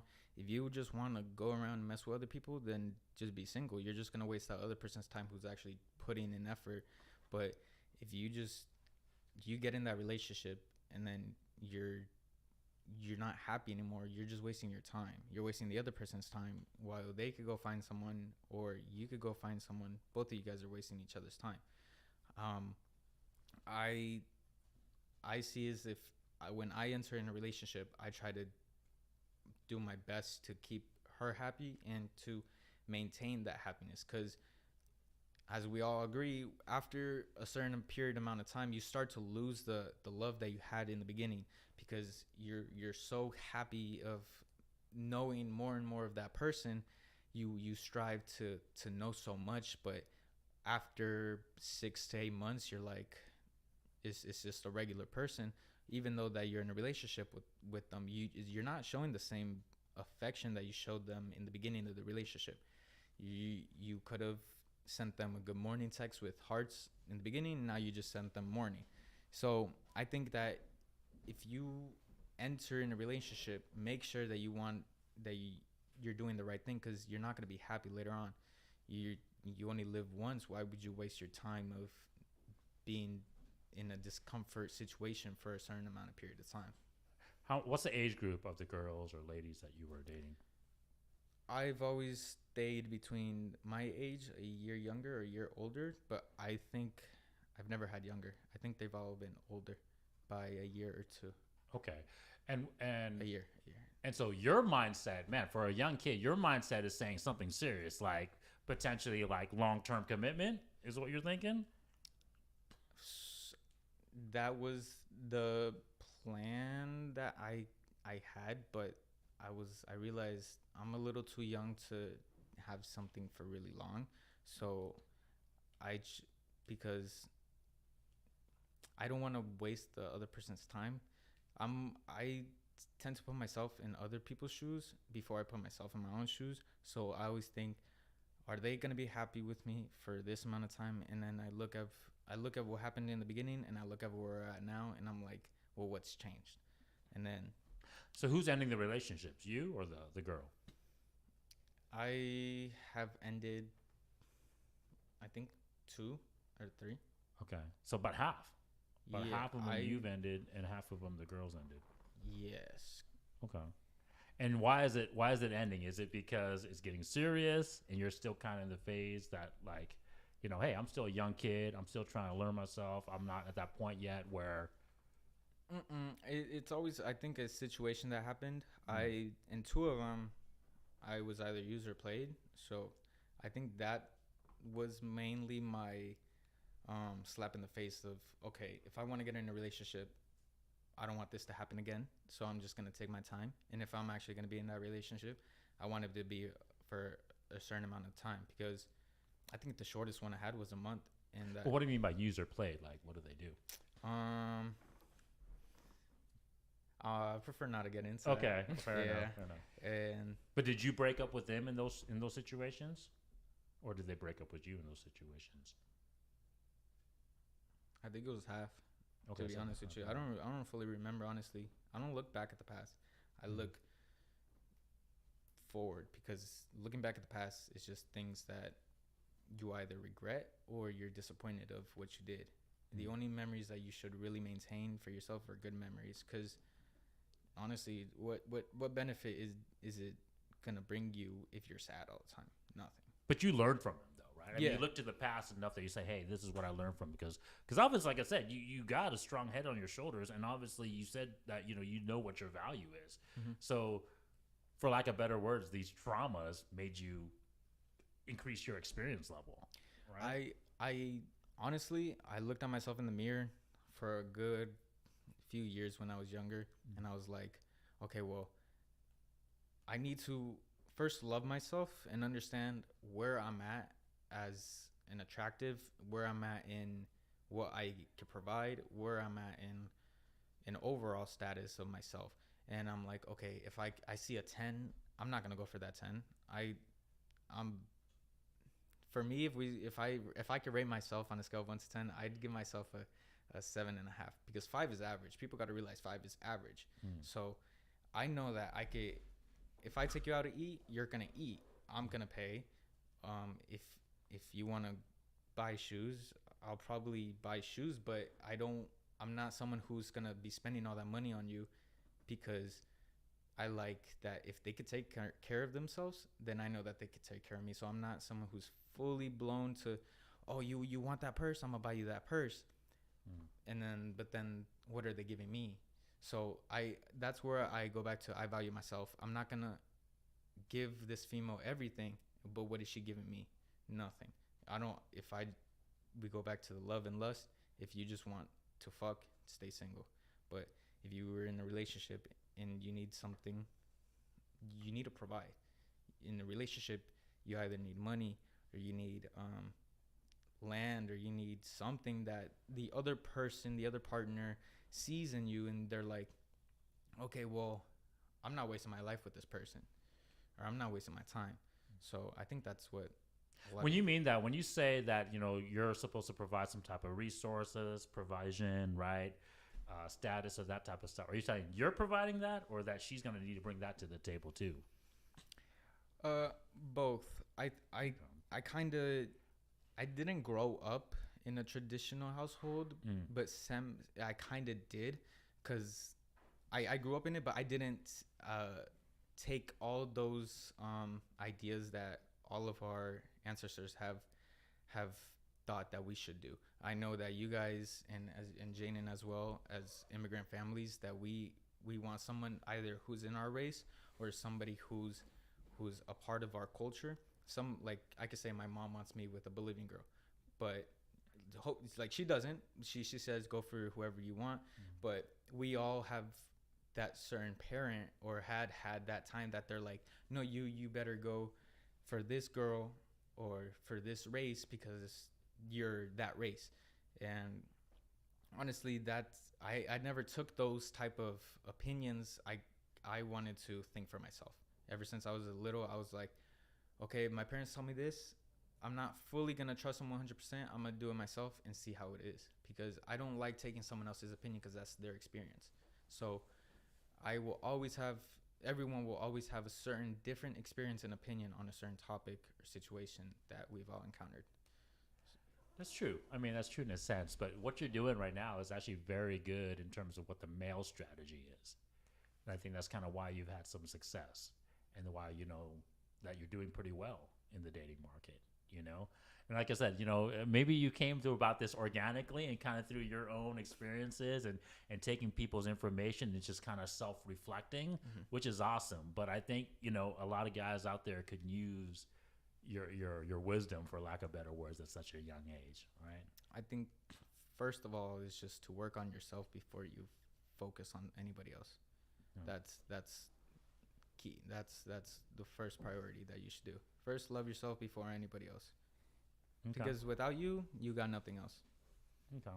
And how are you doing that? What are you doing to work on yourself and get yourself better? For the past 2 years, I just been working my ass off. I don't have friends. I have friends, but they're all down south. So I live like in Marysville, so I don't know anybody up there. I gotta go like 40 miles to see someone. So I can't just call up somebody and be like, yo, I got a vent or something. So I had to pretty much be my own therapist. I talk in my head, and then I gotta look at my pros and my own cons, and I gotta be like, okay, I gotta improve in this.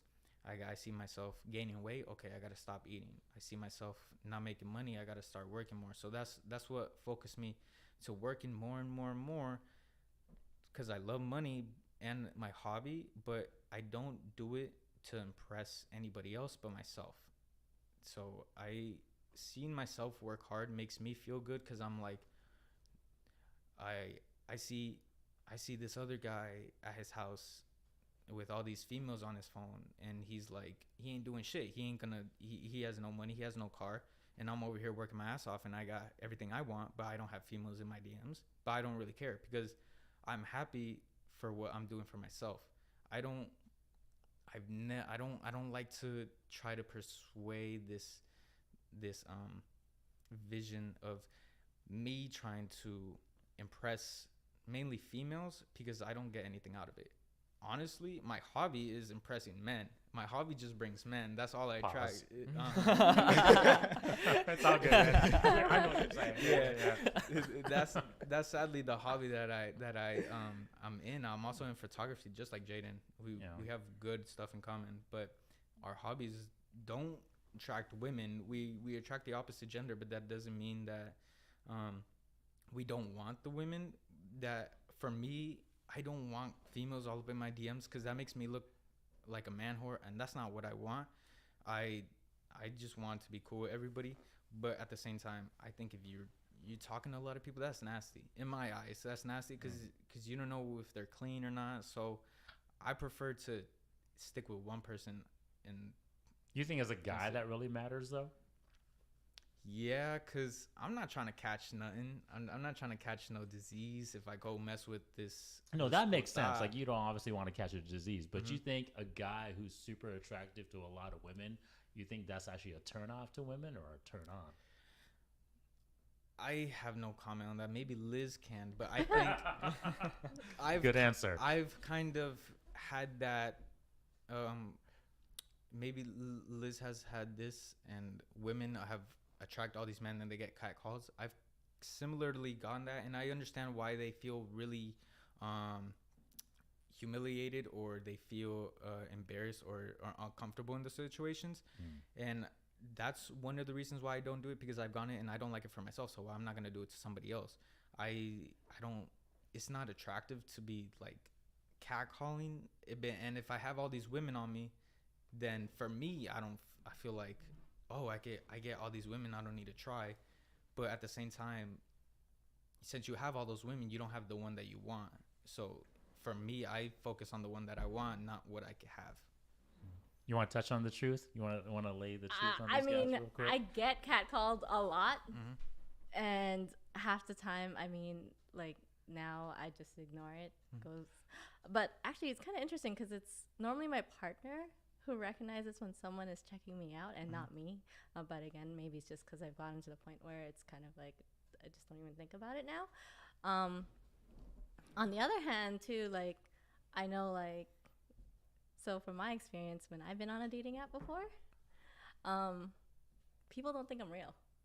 Mm-hmm. They think I'm a catfish, like for real. Everyone thinks I'm a catfish on a dating app. Actually, my partner even thought I was a catfish. Yeah, but the question is, your partner or the guy that you're attracted to, if he was attracted to other women, would that disqualify him from your attraction? If he was attracted to other women aside No, from me? yeah, if he was attractive, like in terms of his value was high, and Okay. he was a good-looking dude, Uh-huh. had his shit together, had good money, had good status, and other women wanted him too, right? Would that make you turn off on him? It would depend. If And he depend was on what? giving me attention and he was treating me different from the rest of them, then I could care less who's trying to slide into his DMs or whatnot. And at the same time, I mean, maybe it's because of, like, since I'm an exception, I like females. So I'd be like, yo, she's cute. But at the same time, if women were hitting him up all the time, if he started talking to a woman more than me, if he started spending money on her, or if he started going to watch TV shows with her instead of coming home to me, then I'll be like, no, you're cutting this off right now, or I'm cutting your dick off. But I don't mind women talking to him. If anything, I think it's kind of I don't know, maybe it like boosts my ego because I know, hey, that's my man. At the end of the night, he's in bed with me. There's all these attractive women that are hitting on him or sliding into his DMs. Okay, whatever. It's because he's got a good job, he's good looking, whatever. But I'm not concerned about it until he starts spending his resources on her. And then after that, it's kind of like, no. There you go. So you heard it from the horse's mouth herself. Okay, so that's the thing. Men and women aren't the same, right? Because a top value man, a man who's got his shit together, who is going to be attractive to other females, women want that, right? And there's a couple of stats I'm going to throw out real quick, guys, for you guys. If you guys didn't know, only 5% of men get swiped right on Tinder or dating apps. So there's 95% of men are unattractive to women. Right, and it's actually, there's a stat of this, like it's 80% was the stat, but I think it's more than that. And I'll be honest with you, it's probably closer to 90-10. But 90% of men women find are ugly, not just like he's okay, but I don't really find him attractive. No, like they do not find the 90% of men attractive at all. So that's my point. Is like the top tier guys, the guys who have some of this stuff, right? Some of this stuff on point, right? They're gonna not look at that as the same. So if a guy's got his shit together, they're not gonna be, oh well, he's attractive to other women. It's not the same, right? Whereas if guys, if like we see some girl that's constantly getting, flown out or hitting on freaking yachts or freaking, in some dude's apartment, like, how'd you get into that high rise apartment and who's taking that photo, right? Like you're gonna be like, oh dude, she's a hoe, she's a slut. I'm not committing to that. Maybe sex only. But I'm not committing to that, right? That's just the honest truth, okay? So, I'm gonna grill you a little bit, Jaden. So, what's your relationship story? Because I want to get into some other topics, but I don't want to go all on Benji only. So, I mean, have you been in any relationships in the past? Oh yeah. How long and what's the term? And I haven't been like in a lot of relationships, but let's just say What's the previous. number? What's the number? Okay, Okay, I would say probably at least 5. I would say 5. Oh. But most of them they were really short, and there was at least like 2 of them that was quite long. One of them was probably like a year, and then the other one was possibly like 2 years. And who ended it? Me. For both of those like long year relationships, it would possibly be me, you know. Okay. Why did you end it? Out of curiosity. Let's see. Maybe I could say for the previous one, or like the latest one. I would say, for me, overplaying my part. You know, if there's something, you know, wrong with the relationship, I would say that I overplay my part, and you know, the other partner wouldn't really play their own part. You know, it would always be me trying to play like overplay, you know. And I would do it, and then later on, like, I would start like thinking about it, like thinking for myself that, you know, like, oh shit, I'm like, you know, I'm overplaying it, I shouldn't be doing that, you know. So pragmatically, what were you bringing, and then what wasn't she bringing in return? It's just the effort, you know. Okay. The effort, like, I put so much effort just for Can you talk about something specific? Like, you know, what did you do? I try to, I don't know, I would say, Like take her out to eat. Talk to her, try to communicate, you know. I try hard to like to think about, you know, the word, you know, communication is key. And I always try to communicate, and sometimes, you know, it doesn't really work like that if you when someone else doesn't communicate, you know, like when they don't communicate back with you, and it's pretty hard to do that. So like you may like say like you would ask her stuff like, hey, what do you like, or you know, what do you want to eat, or you know, do you want to go travel somewhere, and what would she be like, just like not giving you any answers or nothing like that? Well, it could be something like that if, you know, if we get into an argument, you know. If we get in an argument, she would even talk to me, or like she would like probably like ghost me, you know. Okay. Like, so it would be really weird. Like, what were the arguments about? What were mostly the arguments about? Should we get into it, guys? Yeah, I mean, like I said, man, open up as much as you like, you know. Like I said, I hope these channels, like I said, these podcasts too, is supposed to help, you know, like obviously our Asian brothers out there, and obviously young men in general too, right? Like a lot of stuff that Benji spouted, I think a lot of young guys, if they and yourself too. I mean, you hanging out with a social circle, I think is a great thing that all you guys are hanging out with like-minded dudes, because I think that's going to help you guys out. You know, having a brotherhood around you that value the same things, kind of have the same mindset, keep each other straight. I think that's going to be very helpful. You know, successful. But yeah, feel free, man. Like I said, don't be uncomfortable. You don't wanna talk No worries, about it, you know? no worries, Juan. So what was the question again? So, I mean, like, you know, what were some of the things you guys argue about, right? Because, like, you know, guys, we can be very pragmatic, and sometimes it's uncomfortable to talk about, you know. And I can give you guys an example if you guys, you know, want me to kind of, like, you know, kind of give you an example of what I'm talking about, if you want me to start. Please do. Okay, yeah, go ahead. So hey guys, you know, like I've talked about on my channel all the time, right? My wife and I, we've been married for over, you know, 20 years at this point, right? And it's tough. It's tough, like, right? It's about a long-term commitment, and as a man, you're constantly demanded, and it's for the reason, it's for the truth, right? But you're held to your values every single day, right? Yeah. I can't wake up in the morning and be like, oh, hey, today I don't feel like going to work. You know, I don't feel like paying the bills today, right? Or hey, you know, if a burglar breaks into my house tomorrow, you know, tonight, you know, hey honey, it's your turn. You know, go grab the gun and go get him this time. I'll get him the next time, right? So that's what I'm talking about, right? And guys, you know, we're pretty simple. You know, what we want women to bring to the table is obviously keep yourself in good shape, right? Make sure you look good, right? I expect you to, you know, shit, if I'm working all the time, you know, eat right and go to the gym. Keep your ass in shape for me, right? Be sexy for me, right? And then obviously, you know, be feminine, right? Like take care of the kids, right? Be nurturing to me when I come home and I have a bad day, right? You don't need to like solve my problems for me, right? I know how to solve my own damn problems, but hey, just tell me it's gonna be all right, right?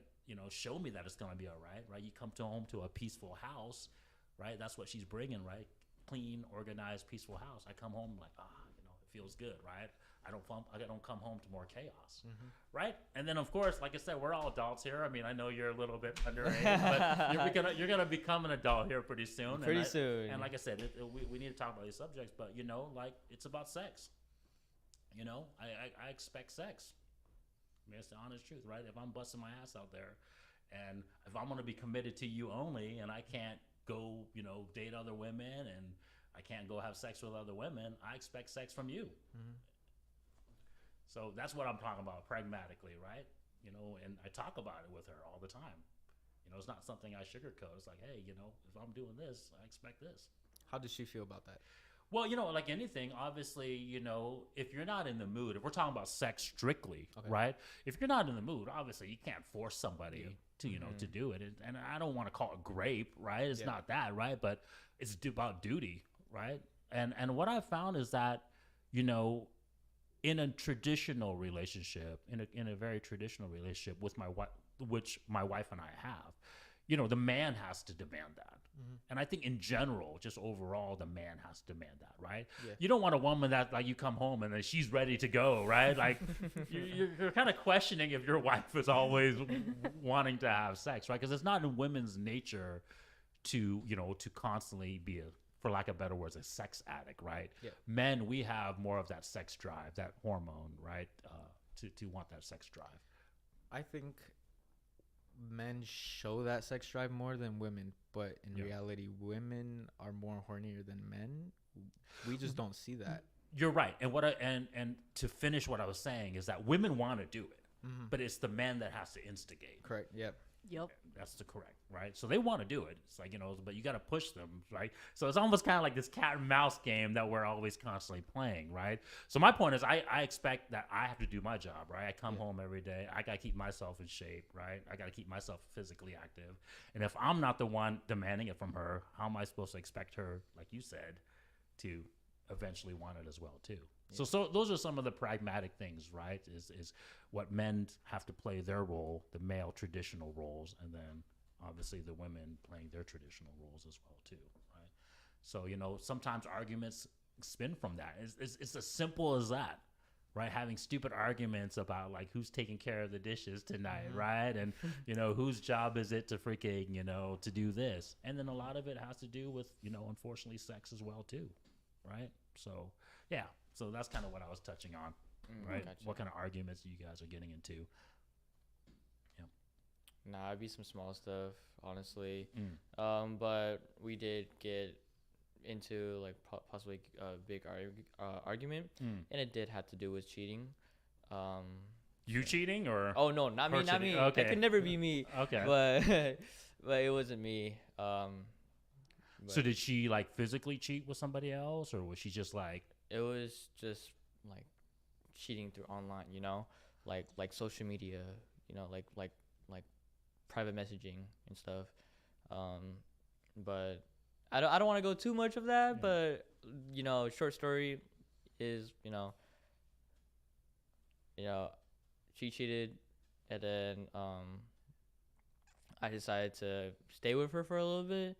But then over time, she really took advantage of my kindness because, ever since I still, let what she did slide, like I felt like that she really took advantage of my kindness, and I felt like I overdid my part. So, I'm just like, I think it's time for myself to get more of that self-love and not get treated by someone like that way, So to be absolutely clear, she kind of like put herself out there for other men to get her. Like most likely, yeah. Yeah. So did like someone slide in her DMs, or did she like slide into somebody else's DMs? I feel like it's like both ways, Okay. And so you just like caught wind of this conversation. I just like caught it out of nowhere. It was like so random because it was through Snapchat, and like I pressed the profile, and like after pressing the profile, it shows like all these saved photos, and they were just like a whole bunch of selfies, and then just like a whole shit ton of like some explicit stuff, and I'm just like, wow, And did you know? You don't have to tell me or not, but did she actually went and actually physically cheated on you with this other dude? Well, no, but it's just I just felt really disrespected Yeah. for how much effort and time that I put for her, Yeah. and it just yeah, that's pretty much yeah. Another hard question then. Hmm. Did she respect you more after you took her back, or did she disrespect you less after you took her back? She disrespected me. She kind of disrespected me less. I don't know. It's like, damn, that is hard. Whoa. Yeah. Wait. No, 'cause this is a good learning lesson for guys, right? Because there's a lot of guys out there. We're not special. You know what I'm saying? Like every Yeah. guy goes through. I've been heartbroken, man. Like very first girl that I went with, she broke my fucking heart. But it's a good learning lesson, right? Just like you, it's kind of like you learn your value afterwards. If you can have the correct mindset. Yeah. If you can say, hey man, I'm gonna get better from this and I'm gonna work on myself. Uh-huh. So like I said, all these conversations, it's a good conversation because I know a lot of Asian brothers out there. We're introverted. You're introverted too, a little bit in a way. I can sense, and you keep this in yourself, And I think sometimes you just need to talk to it with your boys, or at least talk to it with like-minded dudes, and I think the solution will be better, So yeah, so I mean, so you're saying that she actually kind of respected you more after you took her back? Well, actually, I don't know. It's just she respects me when we're good, and then when we're not good, I just feel a bit more disrespected because when I always want to try to help fix a problem, she wants to like randomly start an argument. So I'm just like, okay, so what's the dealio? Was it about finances? I mean, was No, it not about, at all. not financial, right? It's not. It's nothing financial, but yeah, it's nothing like that. And how did she take it when you left her? Oh, she really felt hurt. She wanted me back. I could say like I don't know if that's what it actually was, but I think I would say probably a couple days after I broke up with her, I basically blocked her on everything, but the only thing I forgot about blocking her on is Facebook. Okay. So she called me through Facebook Messenger and was, trying to apologize and stuff. And then not only she tried to like contact me, she kind of involved my mom into it. And it kind of annoyed me because, it's about me and her, but she involved my mom into it because, she was trying to ask her if she can come by to the house while I'm working on my car, distracting myself. Hey, is it okay if, I can come through and, talk to Jaden or whatever. And, my mom was kind of annoyed by it because she knew that, like, we broke up. Like, I didn't even tell her anything, I haven't told her a lot of news and stuff because I didn't want her to be a part of it. I don't want her involved because it doesn't have to do with her. Even though she's my mom, I know that she wants to make sure that I am okay and I am happy with a relationship like that. And but she knows that I'd be going through it and stuff, but like I just haven't said anything. And with me trying to live my life, she kind of figured out that I'm not in a relationship. But anyways, she tried contacting her about texting her, and then I guess my mom made a little lie to her saying, I don't think that's a good idea. Jaden is seeing someone else. I think your mom got your back. Yeah. All right. She was like, I don't think that's a good idea. So did your mom even like this girl then if she said that? She liked her in the first place, but when she found out about what happened between me and her, she just immediately did not like her because, I'm her son. She wants to make sure I'm happy. Yeah. And with a lot of things that's been with a lot of things that we were just going through, like such as arguments and stuff, she just lost that respect. And I understand for her because she is my mom, and I understand what she wants to do, like what she expects me to feel. Like I don't know how to explain it, but like. Well, your mom's very traditional, right? Yeah. Yeah. Well, I mean, she's like half, Yeah. So she's like a bit traditional and then a bit, More westernized. westernized, yeah. But No, but I think your mom's definitely, and both your guys' moms. I mean, I think, coming from a traditional background definitely helped you guys in that relationship aspect because they gave you some good advice.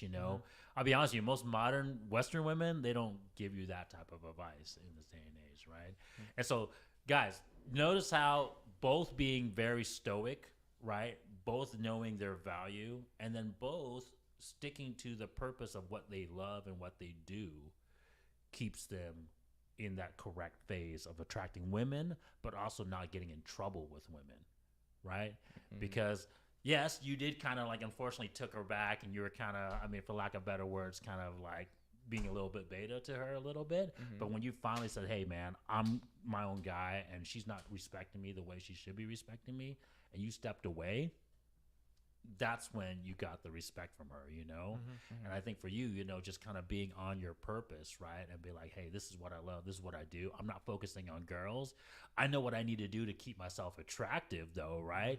Be in shape, get money, get status, right? But not focusing on the girls. Like I said, for you two guys to learn that at a young age, because it's very rare that men break up with women. That's another stat. I don't know if you guys know. Yeah. Yeah. I mean, for me, yeah. I mean, I'm too nice, Same. So I'm too nice, and You feel the pressure of not wanting to hurt them. yeah, I think that's what I mean, for a lot me, of guys do. yeah, and that's why I didn't want to end things, But the more you think about it, like as long as you love yourself and you make sure you're doing fine for yourself, um, that's all that matters. I mean, for me, that's what it matters. No, that's the life lesson that every guy out there watching this podcast needs to understand. Like I said, it's very important that you take that action to work on yourself first, right? Don't, for lack of better words, simp for the girl. It's not going to make her respect you more. It's actually going to make you be more disrespected from her, honestly, right? So go work on yourself, get yourself better, learn from it, and that's actually what's going to make you more attractive. But still, I mean, the fact that you had the guts and the freaking, for lack of better words, the balls to freaking break up with her, that's good because, like I said, typically men will like be too nice, like you guys were saying, and kind of trudge through this relationship, right? And honestly, guys, that's the worst thing you can do in a relationship. Yeah. Right? The woman hates you more. You're more miserable. You're never going to get better. And she's never going to be like Liz was saying, right? They still want to be with the best option possible. So as long as they know that the best option possible is committed to them, that's what makes them happy, And so cool. I mean, yeah, I'm very glad that you two found that at a young age, so that way you guys are not going to get in trouble, right? Yeah. Of course, yeah. You want to add anything to that, Liz? I agree with that statistic that, men aren't the ones that doing the dumping. Yeah, normally it's crazy. Normally the only two reasons why men break up with women is either one, she's a freaking drug addict, right? That's how bad it is. Like it has to get that bad before a man will break up with her, or that she's like like pretty much like beating the kids, destroying something like that. But those are typically, it's not finances, right? It's not because she got ugly or anything like that. It's something crazy like the last two, right? Yeah, and that's this goes with divorce too. So just so you guys as young guys out there still navigating, yeah, most women instigate the divorces, right? And it ruins men because obviously in the Western world they can take half your stuff, right? 90% of child support and alimony goes to the woman, right? And so what do you guys think about knowing that? Would you guys, and you guys are still out there dating, you guys are still, obviously having success, getting with a lot of girls, right? Because like I was telling you guys, most men like are not attracted to most women. Most men don't have options like you guys are. So knowing that the fact that you guys are attracting girls out there, right? And knowing this type of stuff, how would you navigate the landscape a little different? Would your guys' viewpoints of wanting to get married change now that I've kind of told you guys these things? For me, no, because regardless of the statistics generalized over a huge population of people won't affect my opinion on that one person that I want. If I want something, I'm gonna get it. Everything that I've worked hard for it, and I've achieved it pretty much. So I think if I were to push myself for a female and if I'm not winning her over, I think I'm gonna let her go and then try to find something that will also accept me, but something that I'm happy with. I agree with that statistic actually. I think women do divorce men or leave men in general in relationships. I think because they know that there's always another option that they could easily get, and men don't. Men have to work hard to achieve the woman he desires. Women can easily go out. As she says, she could get swiped on, but men won't get swiped on. But even if you go out instead of doing a application dating site, men won't get attention. I've seen it for myself. I've walked into a mall and I break necks, like men and girls. And Pause. uh, Anyways, man, it's all good. I No shame. I walk in and I break necks and I'm like, well, I'm dressed in sweats and I got like forces on and just a t-shirt. I'm not even looking nice. Why are you looking at me? But from that I look at that, and that's why I kind of understood why women don't or at least some don't like getting that catcalled or getting all that attention, because it gets uncomfortable. When I walk into a public place, everyone always stares at me, no matter who it is, and in a way I feel threatened, mainly because of where I was raised, where everyone's kind of a threat in the ghetto. So I've always kept that mentality, but now that I live more towards higher poverty, more money, I still feel like when people look at me, it's a threat. But usually when people look at me, it's because I'm attractive. But that's not just because I know that I'm attractive and I could break an attractive girl's neck just by walking. That doesn't mean that I know I could go get her. That doesn't mean that I'm gonna go get her.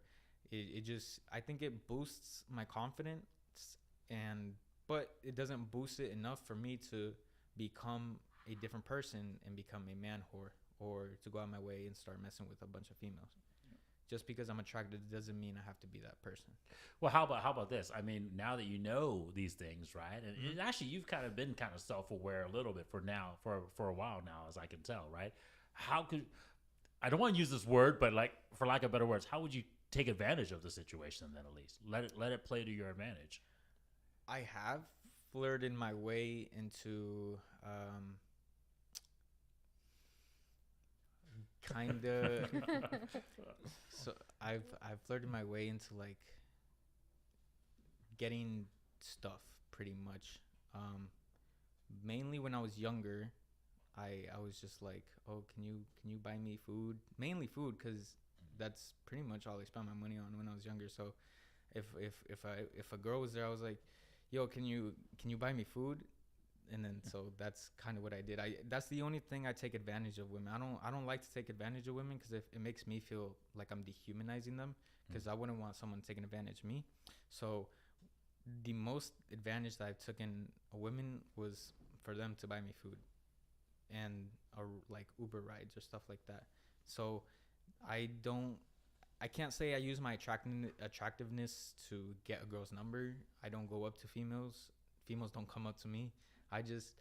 I know that many guys will get this, but if you're an attractive guy, but you don't want all the attention, you go into that public place and you get all these eyes, but you just don't want them, because you know that your self-worth is better than what you have right here. Because at the end of the day, you know what you want, but you haven't encountered that yet. Okay, but this is kind of a tough question, right? Being so young, right? And I'm assuming, and you can tell me otherwise, right? But you're not ready to commit, right? I mean, you want to work on your values a little bit more, work on yourself a little bit more, right? Be on your purpose, right? My ideal age to get married is around 28 to 30, mainly because I don't want to start a family if I can't provide for myself. That was my main goal as a child. If I can't provide for myself, I'm not going to try to force a family. I'm not going to try to get married, mainly because I've seen of how my family lives. I've seen, when I went to Bolivia, I've seen how things are. So I don't want to bring a child into a life that is hell, because we live in a world that it's a piece of shit. Yeah, it's a world that we love, but they're gonna, if you can't take care of yourself, how do you see yourself taking care of another child? If you can't take care of the animals, the cats or dogs you have at your house, how are you gonna take care of a child? So I don't plan on committing until I know that I can provide for myself and for my family. That's my goal. Okay. So then, tough question now. Okay. Mhm. And I think this is going to be very good information to you viewers out there, especially young kids, young guys. I mean, there's the top 5%, Benji, if that's what, I don't want to state it that way, but if you're getting attraction like that from females and men, right, but in terms of looks and stuff like that, you're like the top 10%, 5%. Because like I was telling you guys, most females do not find men attractive, right? So how do you, as a young kid that has this urge to want to have sex, right? Every guy wants to have sex, right? So inform our viewers out there, as someone that's getting it, for lack of better words, the opportunity more than most guys would, right? How do you self-control? What keeps you focused and grounded so that way you're not getting sidetracked from that unwanted urge, I guess? Money and cars. My main thing, I don't like to talk to females because I know it's going to be a waste of money that I could put into my car. So especially being a S2000, everything has taxed, S2K tax. So I don't have money to be buying a female movie tickets because I want to go hang out with her or going to some nice place. Unless I'm in a relationship, then I have a reason. But if I'm single and I want to impress a female, blowing a check on a female is a dumb flex. And so it's not going to get you anywhere. She's going to take advantage of your money. It's best for you to go on a walk or them small dates. That's how I see that you could get somewhere, instead of wasting your own resources without knowing you're guaranteed to have sex. I rather take things slow instead of rushing it like that. Okay. So as an 18-year-old then, and you have about this 10-year window before you're really ready to commit, right? I mean, you told me yourself, right? I've been paying attention. I've been listening, right? So how, because on one hand, you said that, when you're looking to get into relationships with a girl, right? You want to be serious. You want to show that, it's about commitment. It's about a long-term deal, right? But could you say that at 18 years old right now? Right now, being so young and you have this 10-year window before you're really ready to commit?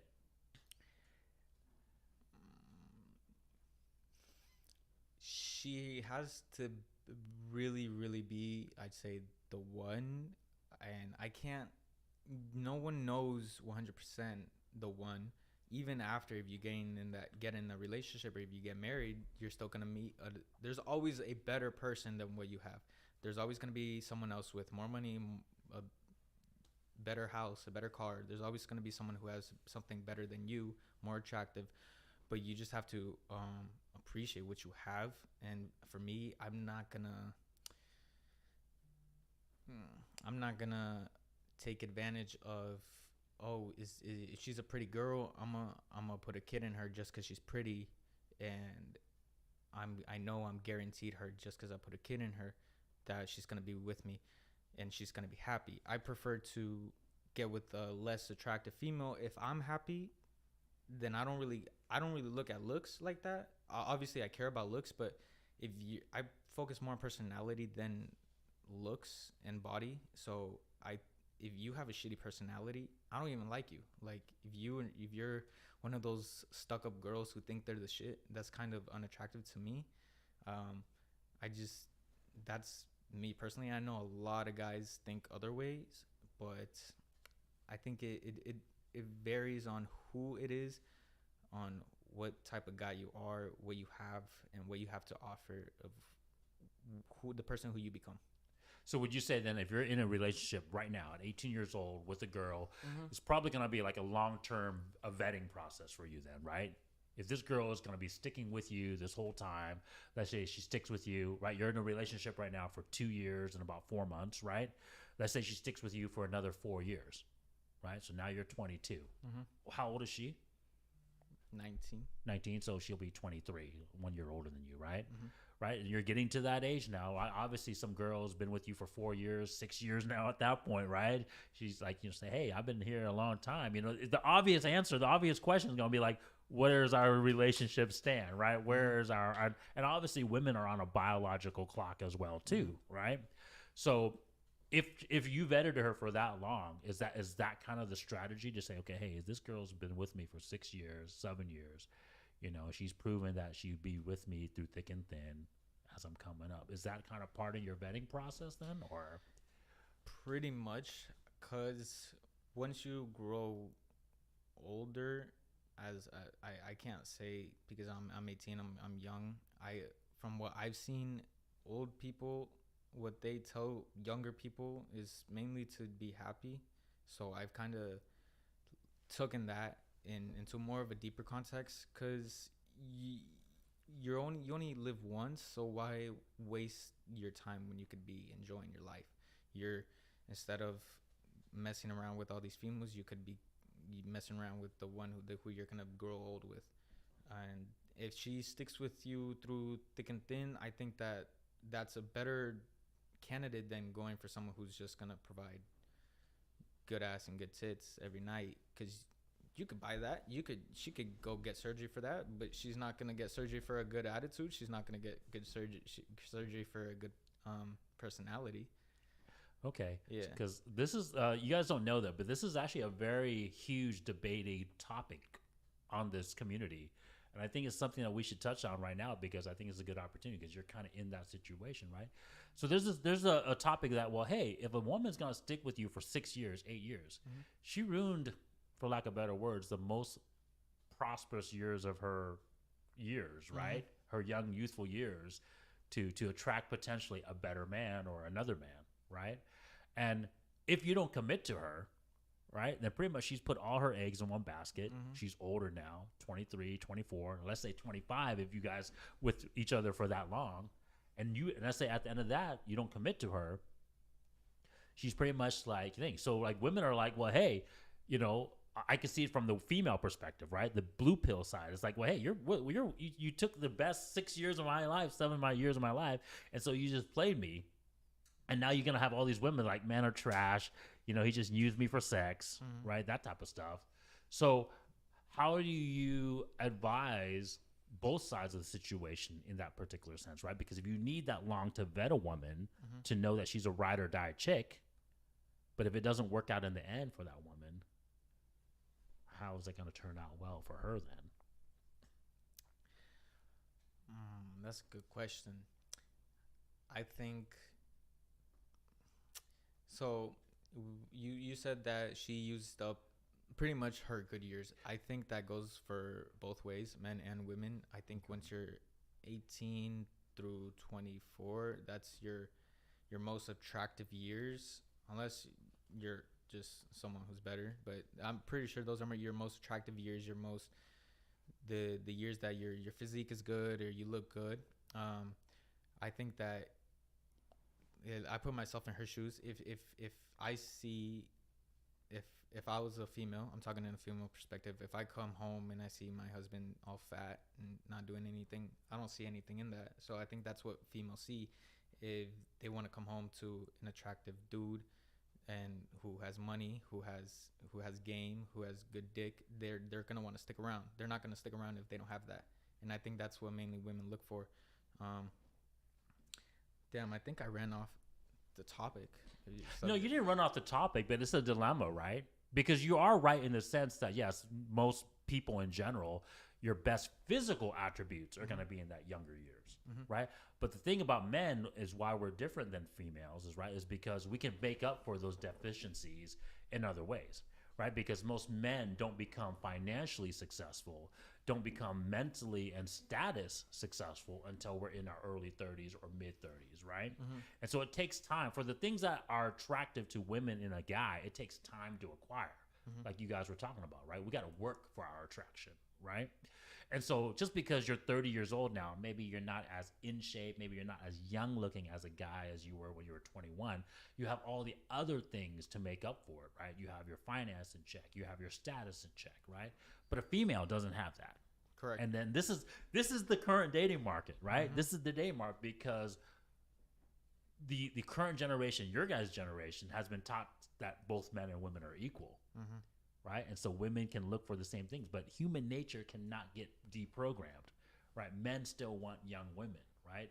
It's a biological stat. Like men between the ages of 18 to 60 years old prefer women who are 18 to 24. Right? It's not even young across the board. Pretty much every guy wants a young woman, right? So that's my hand. So how can we teach both our Asian brothers or Hispanic brothers, right, and Hispanic sisters and Asian sisters out there? How do we navigate this landscape now?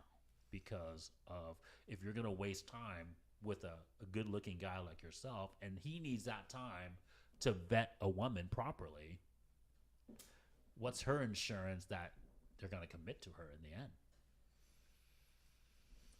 I think a female's insurance to stick around mainly is finances, because if we go back to traditional talk, a woman needs a man to provide for her while she provides for the family. So if a man can't provide for himself, she's not going to want to be with him because she doesn't see herself starting a family with him. And I think it goes both ways, but we just see women have that more than men in today's standards. Yeah. Do you want to say something? You want to touch on that? What do you think the answer is? I don't know. I got nothing to say about it. So, what do you think, Liz? What's the female perspective? Because this is a very hotly debated topic in the RP community space, and I haven't seen anybody address it until now, right? Because most guys on this space, what they want to say is, well, hey, if he's a high value man, you're just gonna have to wait, bitch. Or he's gonna trade you up for something younger and hotter. You better lock him down before that time is right. But if the man's perspective is that he needs that time to vet the woman properly, to know that she's a ride or die chick and she's just not here for my money, right? And he needs that time. How do we solve that dilemma of getting women who want these high value guys to commit to them? That's kind of interesting. I don't think I really have a good answer for that, since as a woman and coming from growing up very traditionally, if a man won't vet for me within like the first year or whatnot, I'll leave. Because like if I were still in that age group, because for me, like that's the prime years of my life. That's the opportune moment for me to have kids, start a family. And if I'm waiting 6 or 7 years until I'm like 30 before I have kids, in Asia we have this term that's called leftover woman. I don't know if you guys have heard of it, but It's pretty much old women. They literally Asian Asian aunties and uncle, like older Asians will shun you if you're not married, have kids by 30, because at that point nobody wants you. That's why they call you leftover women. So if I'm with a guy, I'm like, in my prime years 18 to 24, and if by a year he's like not wanting to commit, then I'm not going to waste my time, because why would I wait if he's going to take forever? But then again, at the same time, I wouldn't date a guy in my age group, because like what Tuan was saying, most men have their finances and their clout and all that when they're a lot older. I'm not going to meet a guy that's 24 and already has all their shit together, even if he did have all the other things, whether it's from generational wealth or he's an actor, he's popular. Mentally, he may not be there. And those are exceptions to the norm, by the way. I mean, if he's got generational wealth, or if he's an actor, I mean, we're talking about the 0.0001% of men already. Yeah. So like the odds of dating someone in my age gap, no, it's a waste of time, because I want a guy that's older that I know can provide for me. And like, I just wouldn't waste my time like that. So actually, I don't know if you guys know this statistic or meta, because you were talking about being in shape and all that. The meta in the IT industry right now are older men, like 50 plus, with women that are under 30. So I will go to these IT events and all these like my older directors, bosses, and whatnot, and they had this cute little arm candy on them. And I'm like, oh. And then I found out, oh, that's his fiance or his wife. I was like, she looks younger than me. Yeah. Yeah, this is the uncomfortable truth. The answer, unfortunately, is not a flattering and unfortunately a nice or positive answer. The truth is, yes, women and men have to vet sooner, right? Men obviously have a little bit more time to vet because They have all the time in the obviously they're world. not losing their value in that time frame, Yeah. right? But as if it was my daughter, which I do, I have a 15-year-old daughter. If it was my daughter, I would tell her, hey, if this guy is not obviously showing that commitment to you in that 1 or 2 year time frame, then yeah, you have to leave. But touching on what Benji said correctly though, because you did answer correctly there, which like I said, man, you got a lot of wisdom in you for such a young age, right? It's just look at the finances. Is the man actually on his pursuit of gathering the finances, right? Is he going to be like, hey, yeah, I'm doing my part to eventually get the money that I can to provide for you, the family, the kids, and stuff like that. So if the man is still doing that and he shows that he's still bringing that to you, then yeah, stick by his side until he finally becomes, that rich top 10%, top 5% guy, right? So yeah, so I think for our sisters and brothers out there, just you gotta pay attention to the truth, which is that other person doing their part to bring their values to you? But these are good guidelines, right? 1 or 2 years, if he's not showing anything, if he's getting fat, if he's not doing his job and losing money, right, not working towards his purpose, then yeah, leave his ass, right? But at the same time, I get it as a guy, if we can freaking, hey, I say uncomfortable truths about guys on this show too, right? If we can hook, line, and sinker a girl on the hook for that many years and get sexual access for her for that long without committing fully, hey man, that's a win for us too, you know what I'm saying? So I'm not hating on that either. So I'm not saying that's what you were doing. I'm just saying, right? Right, I get it. There's a game. That's the reason why we call it the game, right? And everyone's got to know how to navigate the game, you know what I'm saying? Jaden, I'll let you continue, but I also wanted to let you guys know it's been about 2.5 hours too. Are you guys cool? You guys still want to keep going, or you guys got to run? I'm good. You good? What do you think about now that you kind of know these things? What and you kind of learned a little bit yourself by breaking up with your ex, right? But now you kind of know the navigate. How would you navigate moving forward, Jaden? And what would you recommend to our viewers out there how to navigate it? Navigate as like The dating market, just kind of because you guys are out there. Like I said, as much as I know about the market, I'm not in it, right? Because I'm married, right? I see you kids, I see everyone out there kind of struggling and doing all these things. I know these stats. I bring this information to give awareness to people out there, but I myself is not, for lack of better words, applying it. You guys are out there applying it, right? Because you guys are actually out there. So how would you actually go about applying it? Snap. I don't know how to explain. I really don't know how to explain. Try to rephrase it. Yeah, so for like I said, knowing these stats, and you guys kind of like I said, kind of found it organically just by your upbringing, who you hang out with, your mom and dad, which were great resources, right? But now you know the stats. Like, how would you navigate? Like, in your next relationship, you're looking for a girl. What are you gonna be looking for? Like, how would you vet her properly, and what values would you expect for her to bring to the table? And what would you do yourself? Like, knowing this moving forward, what are you going to do with your own self to self-improve, self-love yourself moving forward, right? Gotcha. I mean, the one thing I expect, I would say, like,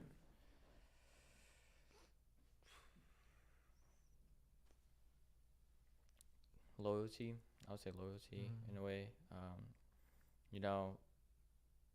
Like, even if you love someone, like, you don't know if they're being loyal to you. So it's like basically like a bit about loyalty over love, I could say. That's just in my opinion. I don't know. It's hard to explain for some reason. I don't like what do you look into when you're looking for a female? What do you look for a female? And yeah. I just say personality. No matter like how they look, it doesn't stop what like it doesn't mean like they have like a really different personality, like or like they have like a bad personality. You know, I just see how are their personalities like, you know. I'm sorry. What I've seen, Mm. honestly, mainly people around my age, at Jaden's age, Mm-hmm. who I've interacted, and if we had these talks, we tend to go for personality over lust and body of a female. And I know that there's the statistic of older men wanting younger women, especially because they look good in their bodies. But from my perspective, I've seen more guys around my age wants a female who mainly cares more than what they could provide talking about their body. Like when we're talking about their body, like if there's a female who can make me laugh, I'm gonna take the female who can make me laugh over the female who can open her legs whenever I want her to, because I know whenever I'm feeling down, she could come and put a smile on my face. But that's all you is if your pussy is all that you could provide. It's kind of a waste of time. I think what more younger guys nowadays, they focus on personality over lust, but that's kind of the circle that I put myself around of the guys that I talk to. Would you say though that you put yourself around guys that don't have an issue with women though, meaning they can actually get relationships from girls, meaning they can actually attract girls though? Yeah, I think everyone from the group is easily can get somebody. Yeah, I mean they're not having a hard time. They're not being Yeah. ignored by women. They're not given have no shot at women, right? So do you think that maybe puts you guys in a skewed perception of what's really happening out there? Because the fact that you guys don't have a hard time with women, you guys can look at other aspects, right? You guys can look at other personality traits. Mm, for for me, I put myself in multiple perspectives, so that's just one. I know that guys pretty much just want a good looking ass and good tits and a good face, and that's all they want until they want to settle down. But at least for me, and my mom kind of influences. She's like respect women. I kind of prefer personality over that. Okay. Mm-hmm. How much of the personality though, like really like weighs into that attraction level? I mean, when you guys talk personality, are you guys talking like?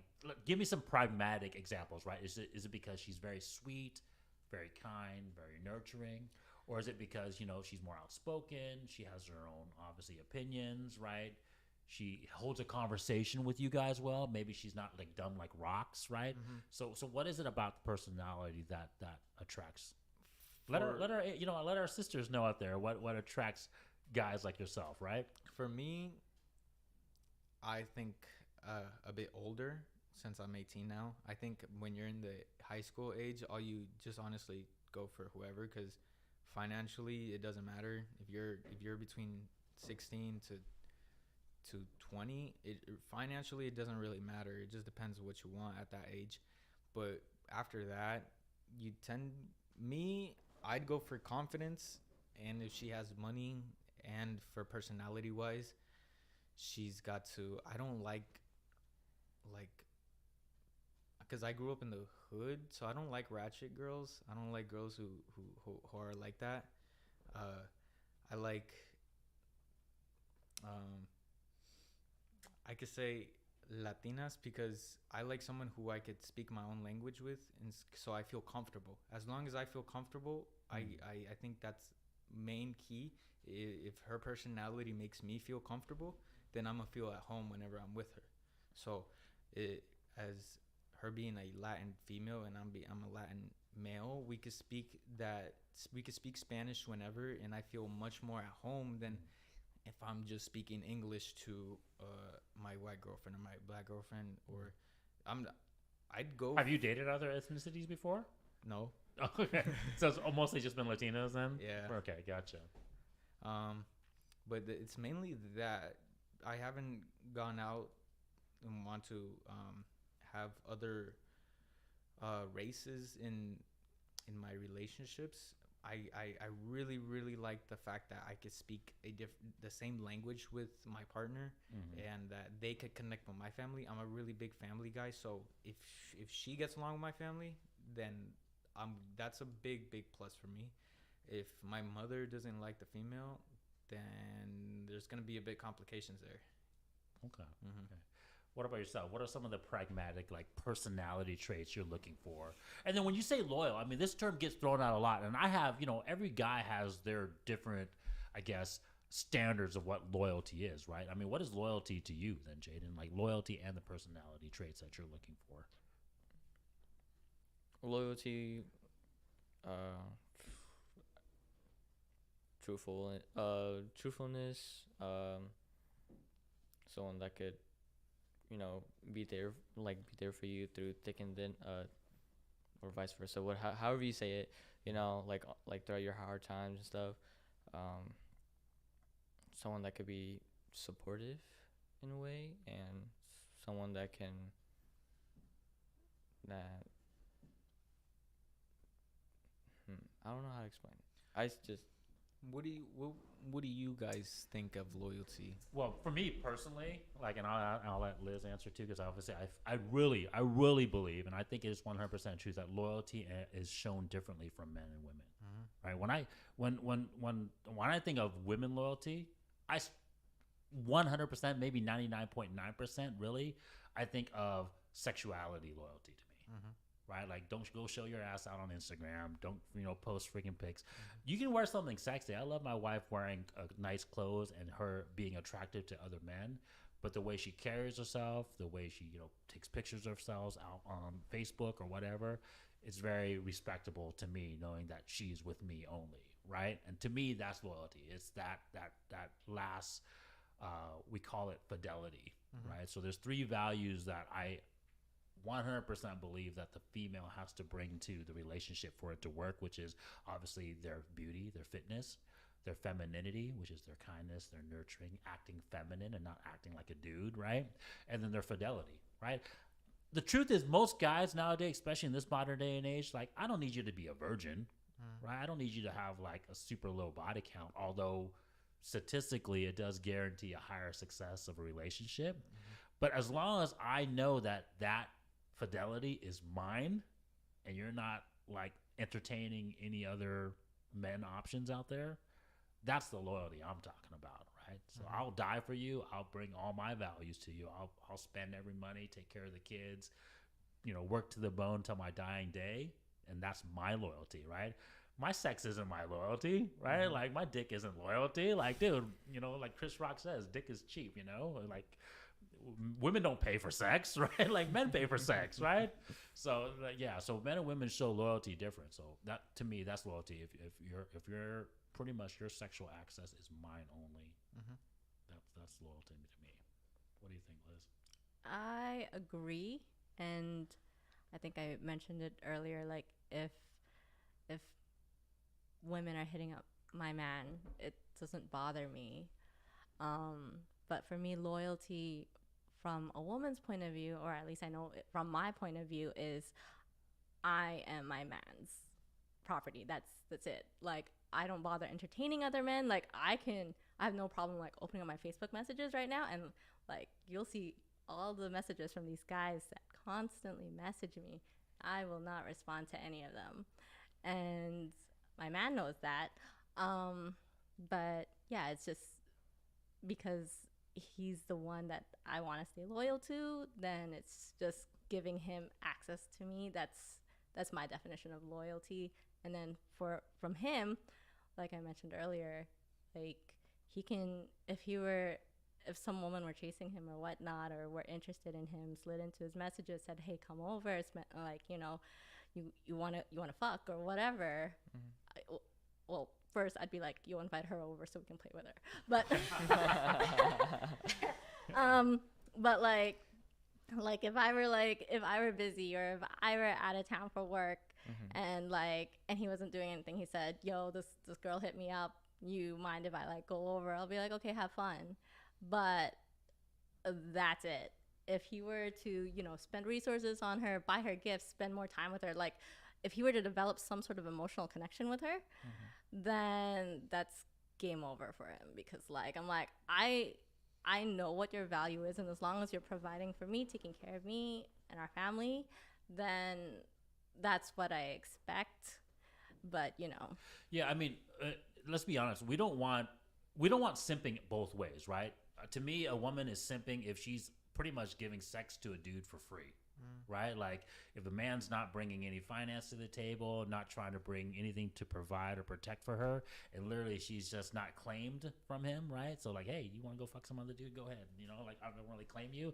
To me, that's like a woman simping, right? And then obviously a guy simping is like if he's giving her all the money, all the attention, like, oh hey baby, what are you doing today? When are we gonna hang out, do all this stuff, and she's literally just got you in the friend zone, and she's just like, hey, yeah, take me to the restaurant, go, take me to the movies, but, we're not going to have any sex afterwards. I don't think either party wants to simp in that way. Yeah, So like- to me, that's loyalty. like Yeah. if my man had to pay to get some, I'm like, no. Yeah, so that's the point. If you're giving your values to someone else, to me, that's cheating, right? So if you're the man and your value is supposed to be money and resources, and you're giving that to someone else in exchange for sex, it's not the sex that's the cheating. It's the fact that you had to give the money and the resources to that other girl to get the sex, right?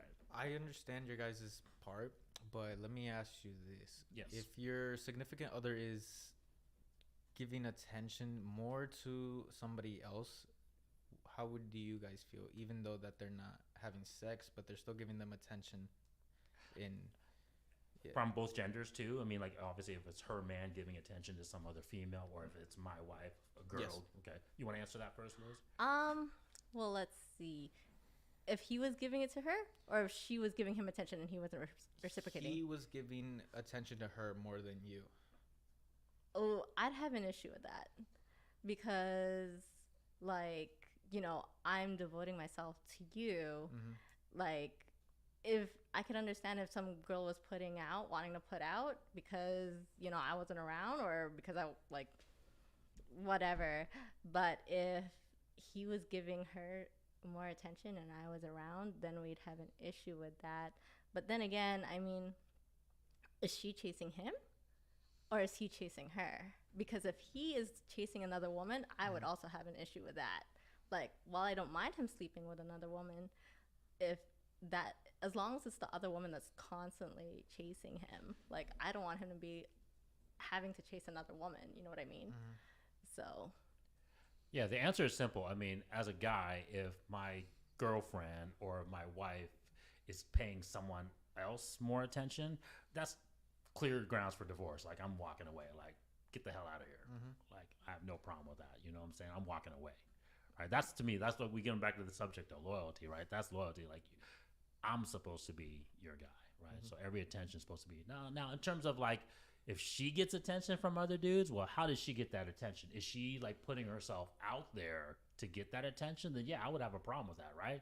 Because that means you're advertising yourself out there, right? Like, why are you advertising yourself if you're with me, right? So, let's be honest. Women can easily get attention, right? So if you're putting yourself out there on social media, that means you're wanting that attention, right?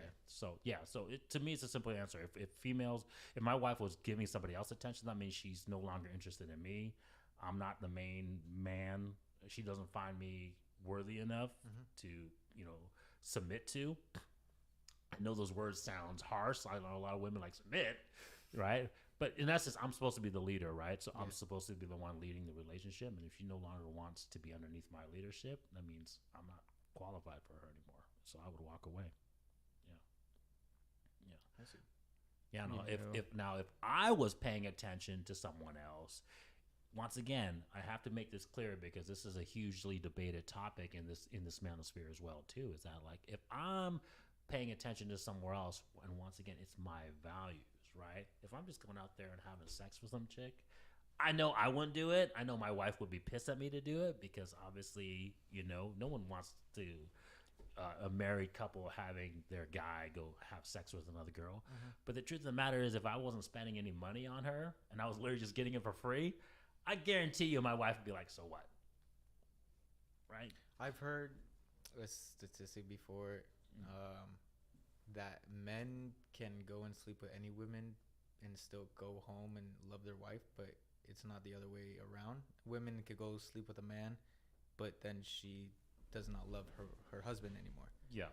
So I don't know if you guys agree with that. I'm interested. Yeah. I mean, I'll let you answer first, Liz, but go ahead. Yeah. I do agree because for like what we've been saying, for a man, sex is not like, cheating, right? When women cheat, when women go look for a partner elsewhere, it's because they no longer feel confident with the man that they're with, that he can no longer provide for them, keep them safe, whatever it may be. That's why they say when a woman cheats, she's no longer in love. She can no longer love her previous partner because she's looking for something better. That is why women cheat, or so that's the rest of that statistic. But for men, again, sex is not like a value that he brings like that, right? So if you're a guy. If a whole bunch of women just threw themselves at you and you knew there was no remorse or whatnot, like, why not, right? Yeah. To me, it's very clear cut. It goes back to the values, right? If a man is going to just have sex with a woman and he doesn't provide any of his resources to her, he can totally do that, right? Shoot, if I could have sex for free every single day with a different female every single day and my wife wouldn't be upset with me, I'd totally do that every single day. And I would not commit to those girls at all or those women at all. I wouldn't die for them. I wouldn't take a bullet for them. I wouldn't spend any money on them. You know what I'm saying? I wouldn't use any of my status connections on them. Like, oh, I know this person, to give them any status connections. It'd be purely physical, just having sex. You know what I'm saying? But when I'm willing to die for you, and if I'm willing to like give up my life for you, to provide for you and the kids, that's my commitment, right? So I'm only going to do that for one woman, right? I'm not going to do that for multiple women. And I see that across a lot of religions, actually, because I don't want to bash it, but I think it's Muslims that do that, where they have multiple wives. Islam, yeah. And I was really interested. I never really looked into it, but I was just like, how do the wives feel? Like, because in Western, it's just one husband, one wife. And I understand that because I'm a Western dude myself. But then I see these videos of these dudes with like 9 wives. I wonder how those women must feel. I don't know if yeah, so I can touch on that because the religion states that if you're going to have multiple wives, you have to treat each one equally. And you have to take care of them and their kids equally. That's the key. So it's not like every guy can do this. See, therein lies the problem is we're talking about a very select few men. We're talking once again the top 5% of men, right? Like I know myself. Like I told my wife this. Like like I hope that you guys can have an honest conversation with whoever your significant other, whoever your wife is in the future. But I have these talks with my wife all the time about that. This is how brutally honest we are together. I don't have the financial means to have more than one wife, man. It costs a lot of money what I'm doing already. Like, I got to pay for damn kids' sports. I'm already working 15 hours a day. I mean, don't get me wrong. I love this conversation we're having right now with you guys staying late. But, every day I wake up at 5 o'clock, and I get home at freaking 10 o'clock, and I'm up until 1 o'clock in the morning, So I don't have the time, let alone the money, to be spending on multiple wives and kids, And then there's only... Like, guys, if we're good men and we are morally prudent, good men, we have our heads on straight and we know that what we're supposed, our duties are, we're not going to do that shit. Because look about, like, I have 3 kids. Like, I only have so much time for my kids. I have only so much time to go watch their sports, teach them, talk to them, raise them correctly, right? If I got fucking like 8 baby mamas and freaking, 3 kids from each 8, I don't got time for all those damn kids. You'd be like Elon Musk. Yeah, the only people that have time for that stuff, we're talking the 0.0001%. Yeah. Right. And then, of course, the dudes that are that, the ratchet dudes that have multiple baby mamas, obviously you can tell it's not working out right. Yeah. You know what I'm saying? Yeah. So to me, like, those religions are social constructs. You have to remember at one time, the Western religion, when we're talking Catholicism or Christianity, it was a way to pretty much attach that woman to the man. See, a lot of people don't know their history. That woman was literally your property when you got married to them. It isn't only in recent times when our religion keeps changing over time that they made it a union and that they made men and women equal within that union. Mhm. But before that, the religion was set in place so that way men wouldn't fight over women, right? Because like if I wanted a girl, I'd be like, okay, I'll kill that dude and I'll take her girl, right? That's just kind of how the old ways were, right? Yeah. And so religion was okay, cool. You want a guaranteed virgin. You want that wife to be only yours. Well, we have this higher God entity being that says, hey, you're vowed to him now, right? And so that way you know that child is yours, right? Because we didn't have DNA testing back then, right? Yeah. So it was like, hey, she's a virgin. She's committed to you only underneath this religion of God. And if you fucking, if you break this vow that you took, you're going to hell, right? And everyone was scared of hell. No one wanted to go to hell. And so it wasn't only until recent times that, we made it, okay, men and women are equal, right? And then you guys are both joined in this union. And then obviously you boys both aren't supposed to cheat, you know what I'm saying? But yeah, the religion makes sense. The reason why religion doesn't work now, and this is the conversation that happens with a lot of trad cons out there, like Matt Walsh and Ben Shapiro. Love those guys, right? Like they speak a lot of truth. But what they don't understand is the current dating market. It only works if both sides believes in that social construct. Right? If women were virgins still, they didn't think that they were boss babes or 304s, and they held their values traditional, right? And the men was traditional, then it makes sense, right? But when women aren't traditional and the men think that they're still traditional, your values aren't going to align, right? Yeah. And so it's unfortunate that we're in this place within our culture. But unless you're Islamic, like you were talking about, and in some of those countries, they still adhere, to those very strict things. And there's huge consequences, right? Yeah. Because if you're a promiscuous woman, you're going to get shamed by society. You're going to get, ousted by society. But we don't have that here in the Western world, Shoot, the church isn't shaming anybody anymore. I mean, I say it on this channel all the time. That's why I'm not religious anymore. I used to be, Catholic. I used to be a huge Catholic, but... the church doesn't have their standards anymore. Yeah. So, yeah. So, yeah, that to answer your long-winded question. I answer. I'm sorry, but yeah. You're good. Yeah. No, I did. Yeah. You got questions? No. It's a lot. Jaden's like, I'm taking this all in. I'm going to use this to my advantage. Like, dude, I think guys, being RP aware, being aware of what the real truth, especially in this Western world, because like you guys can get ruined, like I was saying, like, I'm lucky my wife loves me. I'm lucky that we're both traditional, but shit, if my wife decided tomorrow, hey, I'm going to leave Twan, she can definitely leave me. The courts are going to be in her favor. She's going to take my kids and I'm going to have to freaking pay, child support. I'd be pretty much ruined. You know what I'm saying?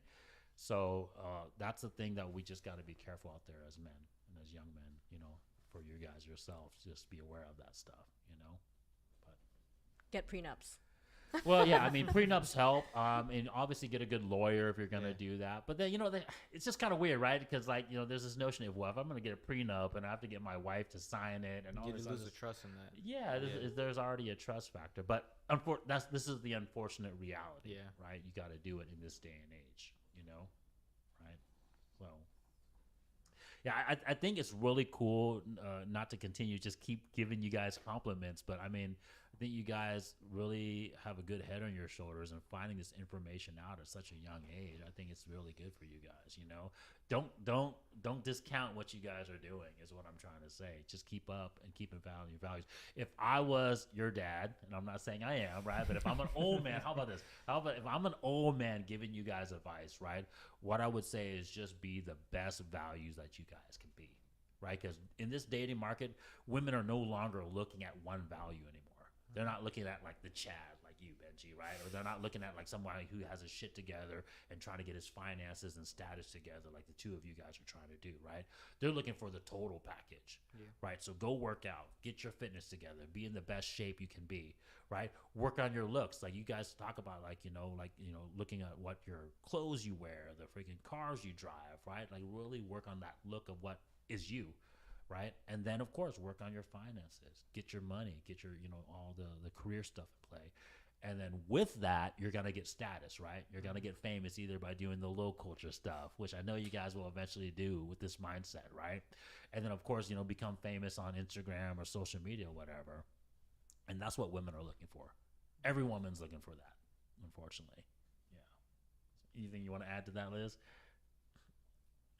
No.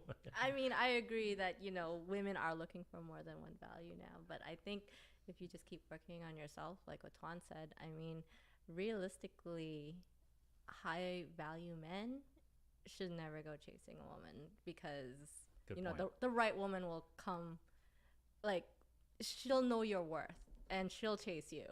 I don't ever think like a man should ever chase a woman. If you're chasing a woman for her attention, whatever, pussy, then something's wrong. But know your worth, and the right woman will come. And it puts you in a bad position already because she's gonna think that you're the, for lack of better words, like you're lesser than her, right? Because if you're chasing her, then she's gonna say, okay, well, hey, this dude is lesser value than me because he's chasing me already, right? So start taking advantage. Oh, you want to go on a date with me? You gotta go buy me this, take me out here. Yeah. No, like a woman that knows a man's real value, she will chase him. Like every guy that's chased me, I've never went after them. Like the guy that I want, I have no problem pursuing him. Yeah. Now the problem though you will run into though is if you become that top tier van, right? Which I 100% once again believe that both of you guys are capable of doing this. Then the problem is you do have this issue with like, does she want me for just my money or just who I am? And that is difficult, right? Because just the reality, you have to be comfortable in your skin. I'm hoping at that point you guys realize that I'm confident to realize that I am a high value man. And the reason why she wants me is because I'm a high value man. So she does want me for my money. She does want me for my status. She does want me for the fact that I'm in better shape than everyone else around me, right? So just realize that as long as you know that she's loyal to you, right? What did we just talk about earlier about loyal, right? Yeah. As long as she's only committing to you, then you know you got a good woman, right? The other thing you can do is obviously try to build it from a young age, right? Like, go get somebody that's both young. Your values aren't there yet. Her values aren't there yet. And then you guys build together. But once again, that's like putting all your eggs in the basket, right? And like Benji was saying, even though, yes, a man's fitness isn't, like the best at that, younger age, he can get it later. You are still losing a lot of your life chasing that girl and trying to commit to that girl at a young age, So, yeah, it is what it is. So let's wrap up the show because I know everyone's got to go. But what besides the this car show that you guys got coming on the 30th, and obviously kind of what you guys are pushing direction, anything else you guys want to say out to all the viewers and maybe anybody else that may be interested of joining your guys' car club, right? What do you guys? How would they go about reaching you guys to kind of sign up and be part of what you guys are doing? Because I think what you guys are doing are great. To become a member, we typically post on our story. People slide up because if we go up to somebody with a nice car, then how I see it, they'll think they're too good for the group. But some people, I think we've gone some people like that of us asking them, or has everybody asked to be in?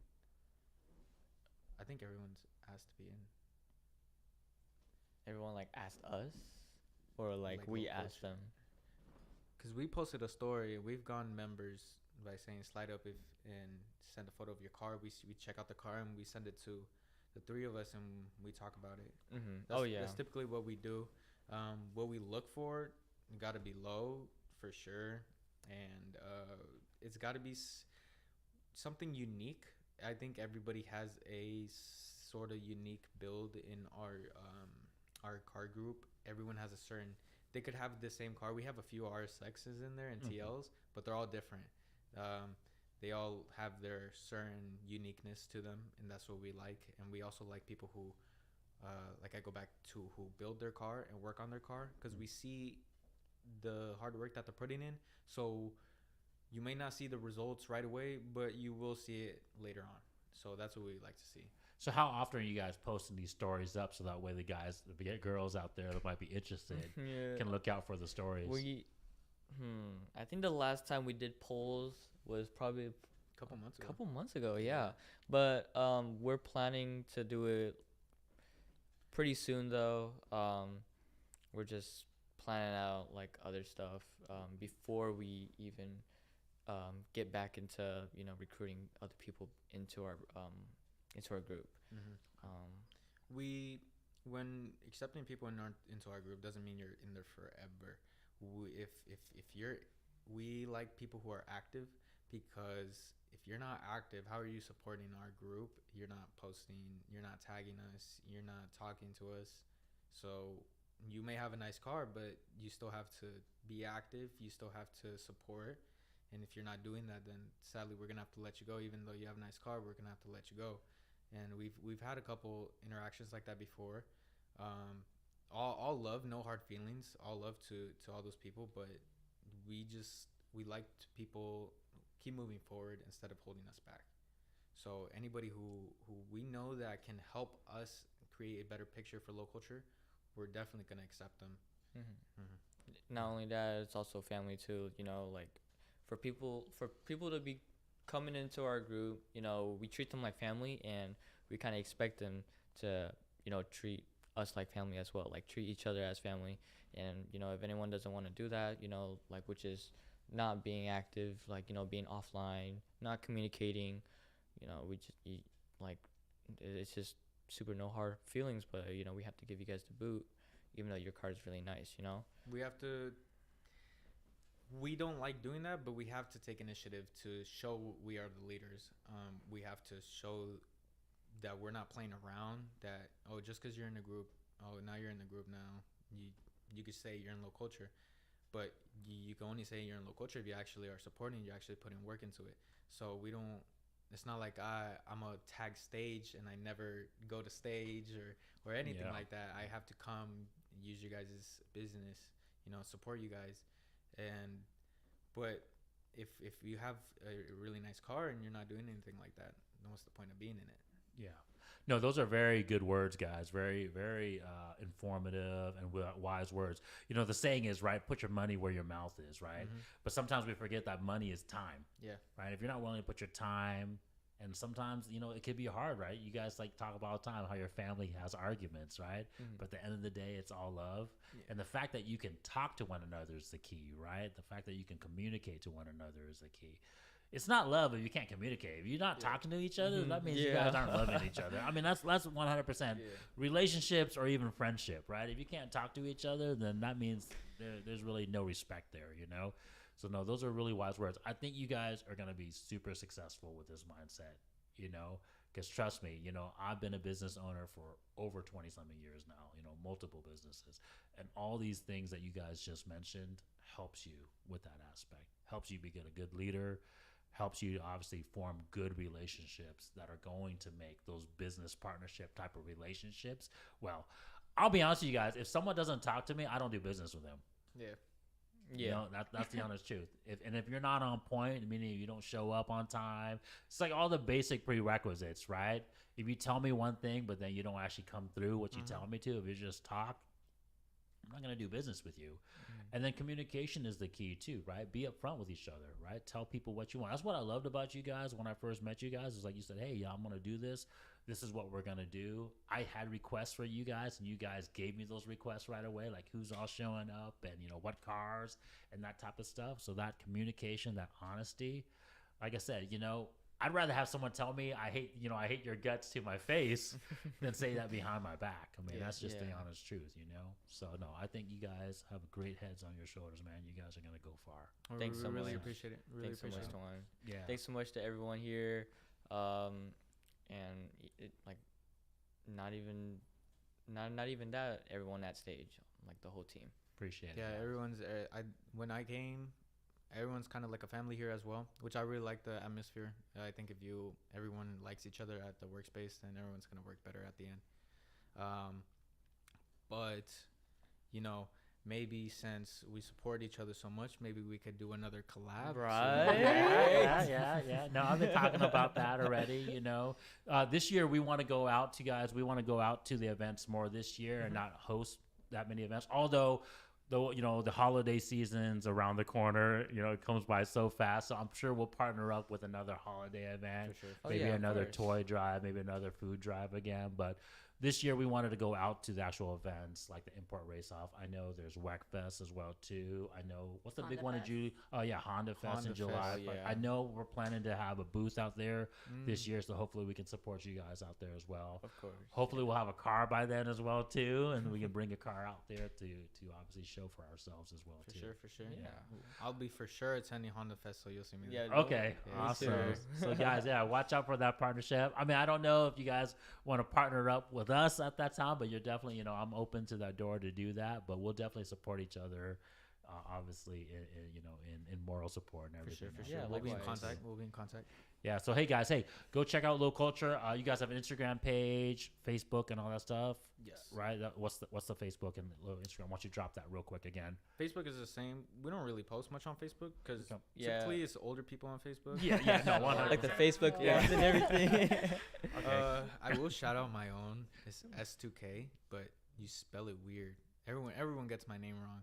I Hmm. think I think he read it wrong as well. Yeah. It was Alright. funny. But it's clever. I like it. Oh, how do you spell it? ESTOUKAE. Okay. So you Gotcha. spell S2K by spelling S2K. Ah, Yeah. got it. Almost kind of like a Latin kind of way a little bit too, right? Yeah, it's unique. That's what I like about it. Okay, gotcha. So that's your Instagram page. Yes, sir. What about your guys' car club Instagram page? Is that Instagram page is just at LowCulture LOWCULTURE and then .NW for Northwest.